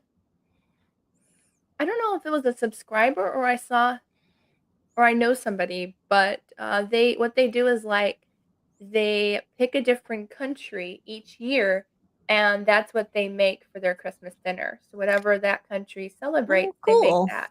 And I was like, that is such a cool idea. You'd never get bored with having turkey or ham. Definitely not. Kim says she likes no-bake cookies. Oh, I like no-bake cookies too. Yeah. The cookie dough.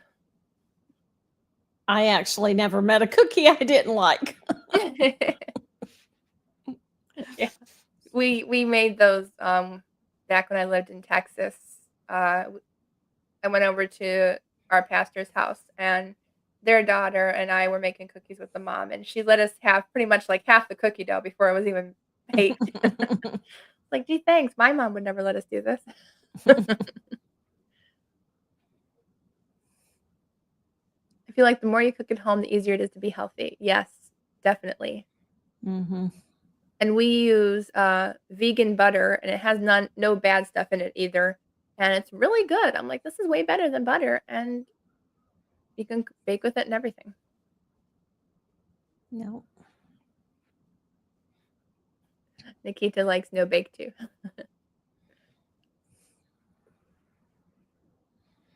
Jamie says her son is watching Puss in Boots and he wants cookies now. We have cinnamon and orange zest cookies. There's probably ones that I'm not a huge fan of. I don't really like cinnamon or spice-based cookies. I think I'm definitely more of a chocolate-based cookie person. Mm-hmm. Or sugar cookie. They made Greek Christmas cookies once. Ooh. We like trying food from different parts of the world. I do too. I really like, I used to love Turkish Delight, and then it probably has too much sugar for me right now. But that's really good. Have you ever had Turkish Delight, Teresa? No, I'm not It's sure really what it is. You can find it if you have like a Home Goods or a TJ Maxx. They sell them there. But it's a gelatin, so they're like little gelatin cubes, and they roll them in powdered sugar, and they could have pistachios in them. They could be, I know there's rose flavor. There's a couple different flavors. Pistachio is my favorite, but I had to try it because of Chronicles of Narnia. Oh, okay. Because Edmund asked the White Witch for Turkish Delight. And I was like, I had no idea what that was. And I found it one day at Home Goods, and I was like, oh, I can finally taste them, and they're actually pretty good. I don't blame him for wanting a whole container. I'll have to be looking for that every place I go from now on. Yeah, they're usually in like a white box, usually just in the snack aisle of Home Goods or TJ Maxx. But they are really good.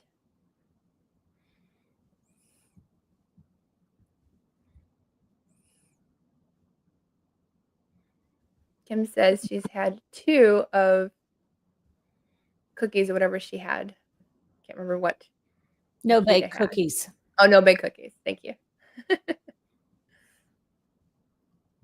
Chloe says we're vegan, so we use that too. Isn't it the best? Do you use we use what is it?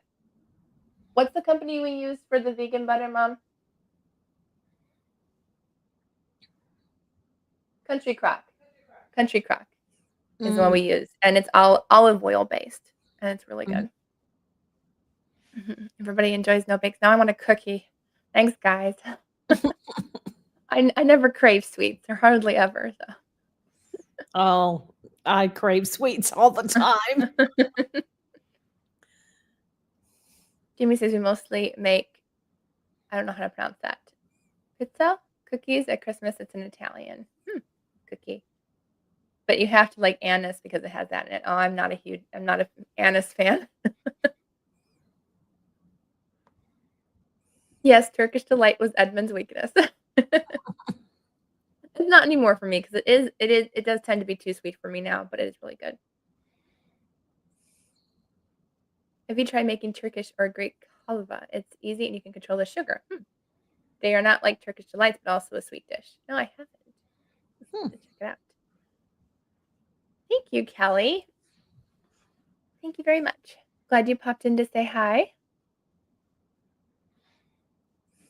All right. Do you want to do another reading sprint? Sure. Okay. So we'll go until 40 after. So we'll see you all back soon, and happy reading.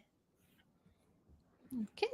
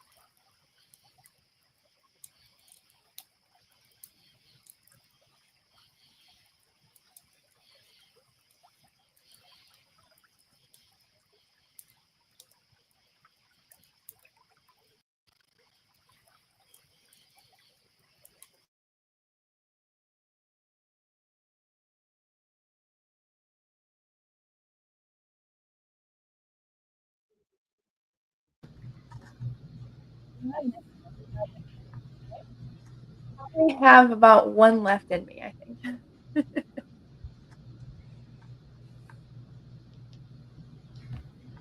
Sorry, I forgot to turn on my mic again.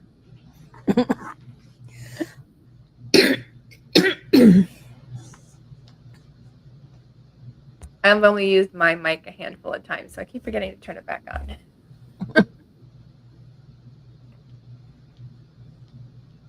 But how'd you do on that reading sprint? I think 32 pages. Nice. I got to almost 60% through my audiobook. Now, will you be in the I can't put this book down and read before you go to bed so you can finish it, or? Probably. I mean, I'm listening to it quickly, so it only has about 2 hours left in the audiobook, so I'll probably finish it before tonight. I may not, but I'll finish this book tomorrow because we typically don't do a whole lot on Sunday, and I typically read on Sunday afternoons. Yeah, I try not to either after church. I do have, I forgot I have another live tomorrow for a book chat on my friend Krista's channel, so I got to read those chapters, but I probably can finish that tomorrow afternoon. Yeah, we try not to do anything after we get home from church on Sunday. Yeah. Neither do I. I try not to. Katie's back. Hi, Katie. And Jamie was off to cook dinner a little while ago. Nikita read 38 pages. Awesome. Kim got 19 pages read. Total 124 today. I love that you're keeping track of how many pages you read total.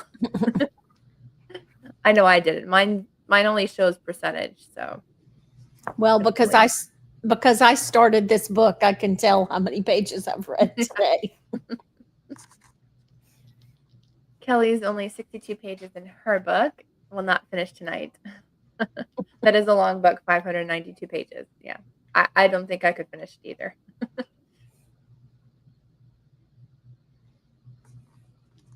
Nice. So yeah, I think one reading sprint more is all I can do. I think that's good for us. That'll be fun to do one more reading sprint, and I might get about 70% maybe in my book by the end of that reading sprint. So that'll be good. And Dad just came home from his job, so he has to work every once in a while on the weekends. So, and I also started coloring a new page. Well, coloring a page that I've been coloring forever. That was a buddy color with somebody that took forever, but it's kind of an alien book. So it's got some huge slug creatures. But I took it from the sky, whatever it's called, Skyward series by Brandon Sanderson. It talks about these blue and yellow slug creatures. So I was like, I'm going to make blue and yellow snail-looking creatures in there. Cool. Yeah, we were supposed to buddy color the whole book. It's called Alien World. That's actually pretty cool, especially if you like fantasy. I've done a couple, and I like the plant creatures. They take a long time to color, though. Cool looking. Yeah. They do take a long time to color, though. So.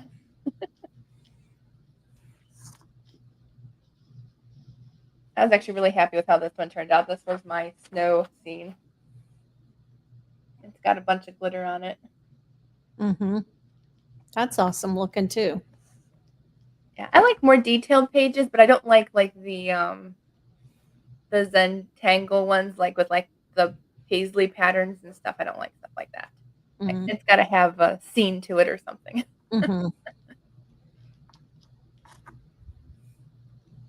Beth finished a Kindle Unlimited book and was writing a review. Awesome. What is your favorite trope in sci-fi or fantasy? In In fantasy, I always like the mistaken identity, where the royalty kind of hides their identity from other people because they're in danger or something like that. That's usually the type of fantasy I like. As far as sci-fi, I don't know if it's a trope or not, but I always kind of like books that have more like the planet's under attack or there's danger where there's a lot of like chase scenes with ships and stuff. So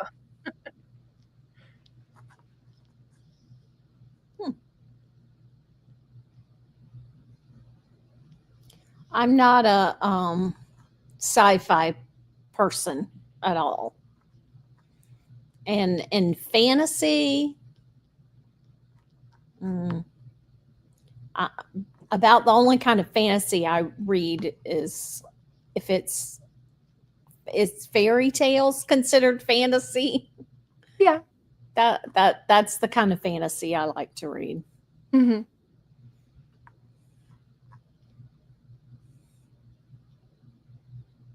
Oh no. Fashion Aplenty's YouTube is all of a sudden zoomed in where each video appears way bigger than it should and I can't see the comments. Oh no. I don't know. Can you hit the little gear? Can you see the little gear button or the little gear spot on the bottom right corner? It's like a little square. To get it out of the big screen. It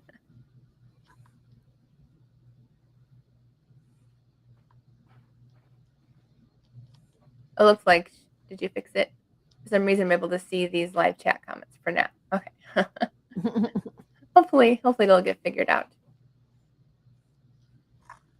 And yes, I'll be on Krista's channel, Books and Jams, tomorrow at 4 p.m. Eastern. We're going to talk about the book Adorning the Dark by Andrew Peterson.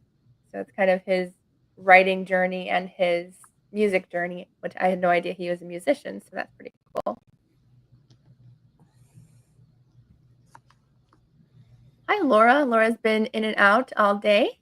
Nice to see you. Glad you stopped in and hung out with us. Finished Among the Gods by Lynn Austen today. Nice. Yes, I am also reading Lynn Austen. If I Were You is the one that I'm reading right now. And it's really good. Really good. So I should be able to finish it tonight, which will bring me down to 11 books I want to read by Wednesday. Not gonna happen. If it would, that would definitely be God, because it's like I'm not going to make it. Oh, you can't find it. You're on your laptop. Okay. Mm-hmm. I don't know. I don't normally watch videos on my laptop, so I'm not much help. I'll be right back. Okay. I'm going to go see if I can help her out. I was going to say if I can see on my thing, but I don't think I can. Oh, that's just showing my thing.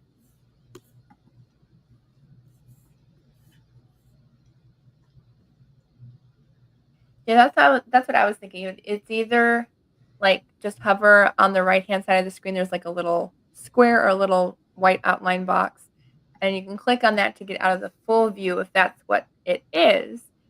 Otherwise, you might have to go to the top right, and like you can see like there should be like 3 dots or something on a video where you can click on it and it'll show like, come on, show me the 3 dots. No, apparently the 3 dots is not helping any. The wheel, the cog wheel. But I don't know if that's going to help either. There's also just a rectangle that changes the view as well. It's 2 over to the right from the cog wheel. Okay, yeah, that's definitely different than on a phone. That's on a laptop. Yeah. Hopefully you can figure it out. Gail Sill, she really loves Lynn Austen. Is If I Were You a new release of hers? No, it's not. It's definitely an older one. I'm thinking maybe at least 5 years ago. Can't spell. And it came out in 2020. So, yeah, almost 5 years ago. But it's pretty good so far.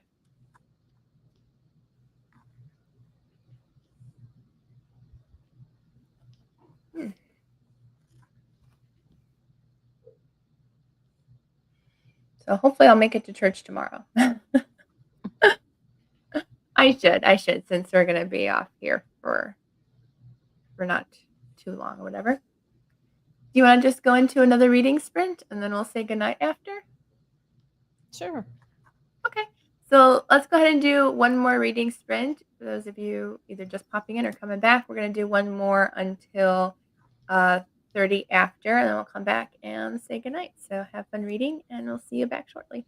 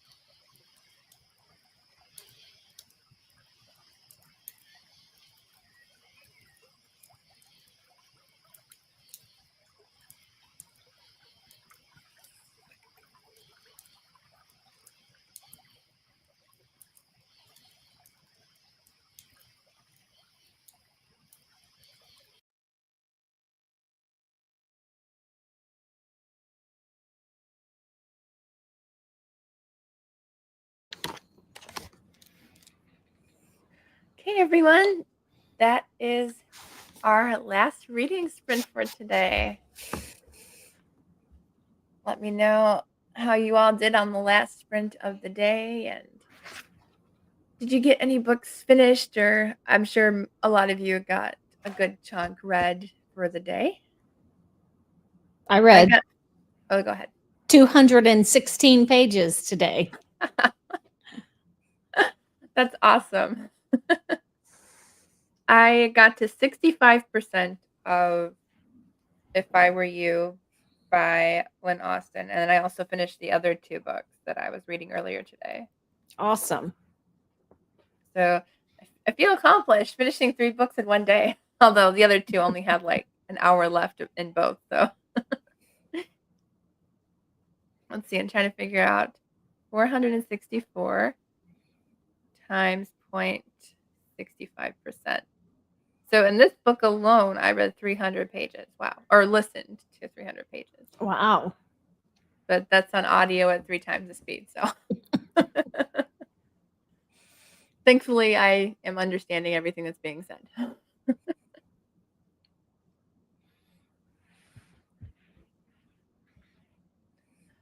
You're welcome, Fashion Aplenty. Hopefully you can figure it out. Mm. Hi, Jamie. Just came in for the end of the reading sprints. So did Talanda. Hi, Talanda. I was going to go until later, but I mean, it's been 9.5 hours. I think I'm good. Nikita read 46, and she read a total of 284 pages today. Wow. Awesome. Thank you to everyone who has stuck around during the entire reading sprint, and for those who are just popping in, because I know Saturdays can be busy too. So I hope that everyone got to spend some time. Gail read 100 pages a day since the sprint started. Nice. And Kim read 17, bringing her total to 141. Love seeing all the totals. Awesome. You're welcome. And thank you too. So thank you, everyone. Thank you, Teresa, and for the rest of the co-hosts that popped in throughout the day. I appreciate you all, and thank you for being my friends and hanging out with me today. Thank you for all of your inspiration for us. You're welcome. Oh, and Laura got 8% into If I Were You this round. She's doing the Audible, but only at 1.5 speed. Okay, good night, everyone, and I will see you all next week. Good night. Good night.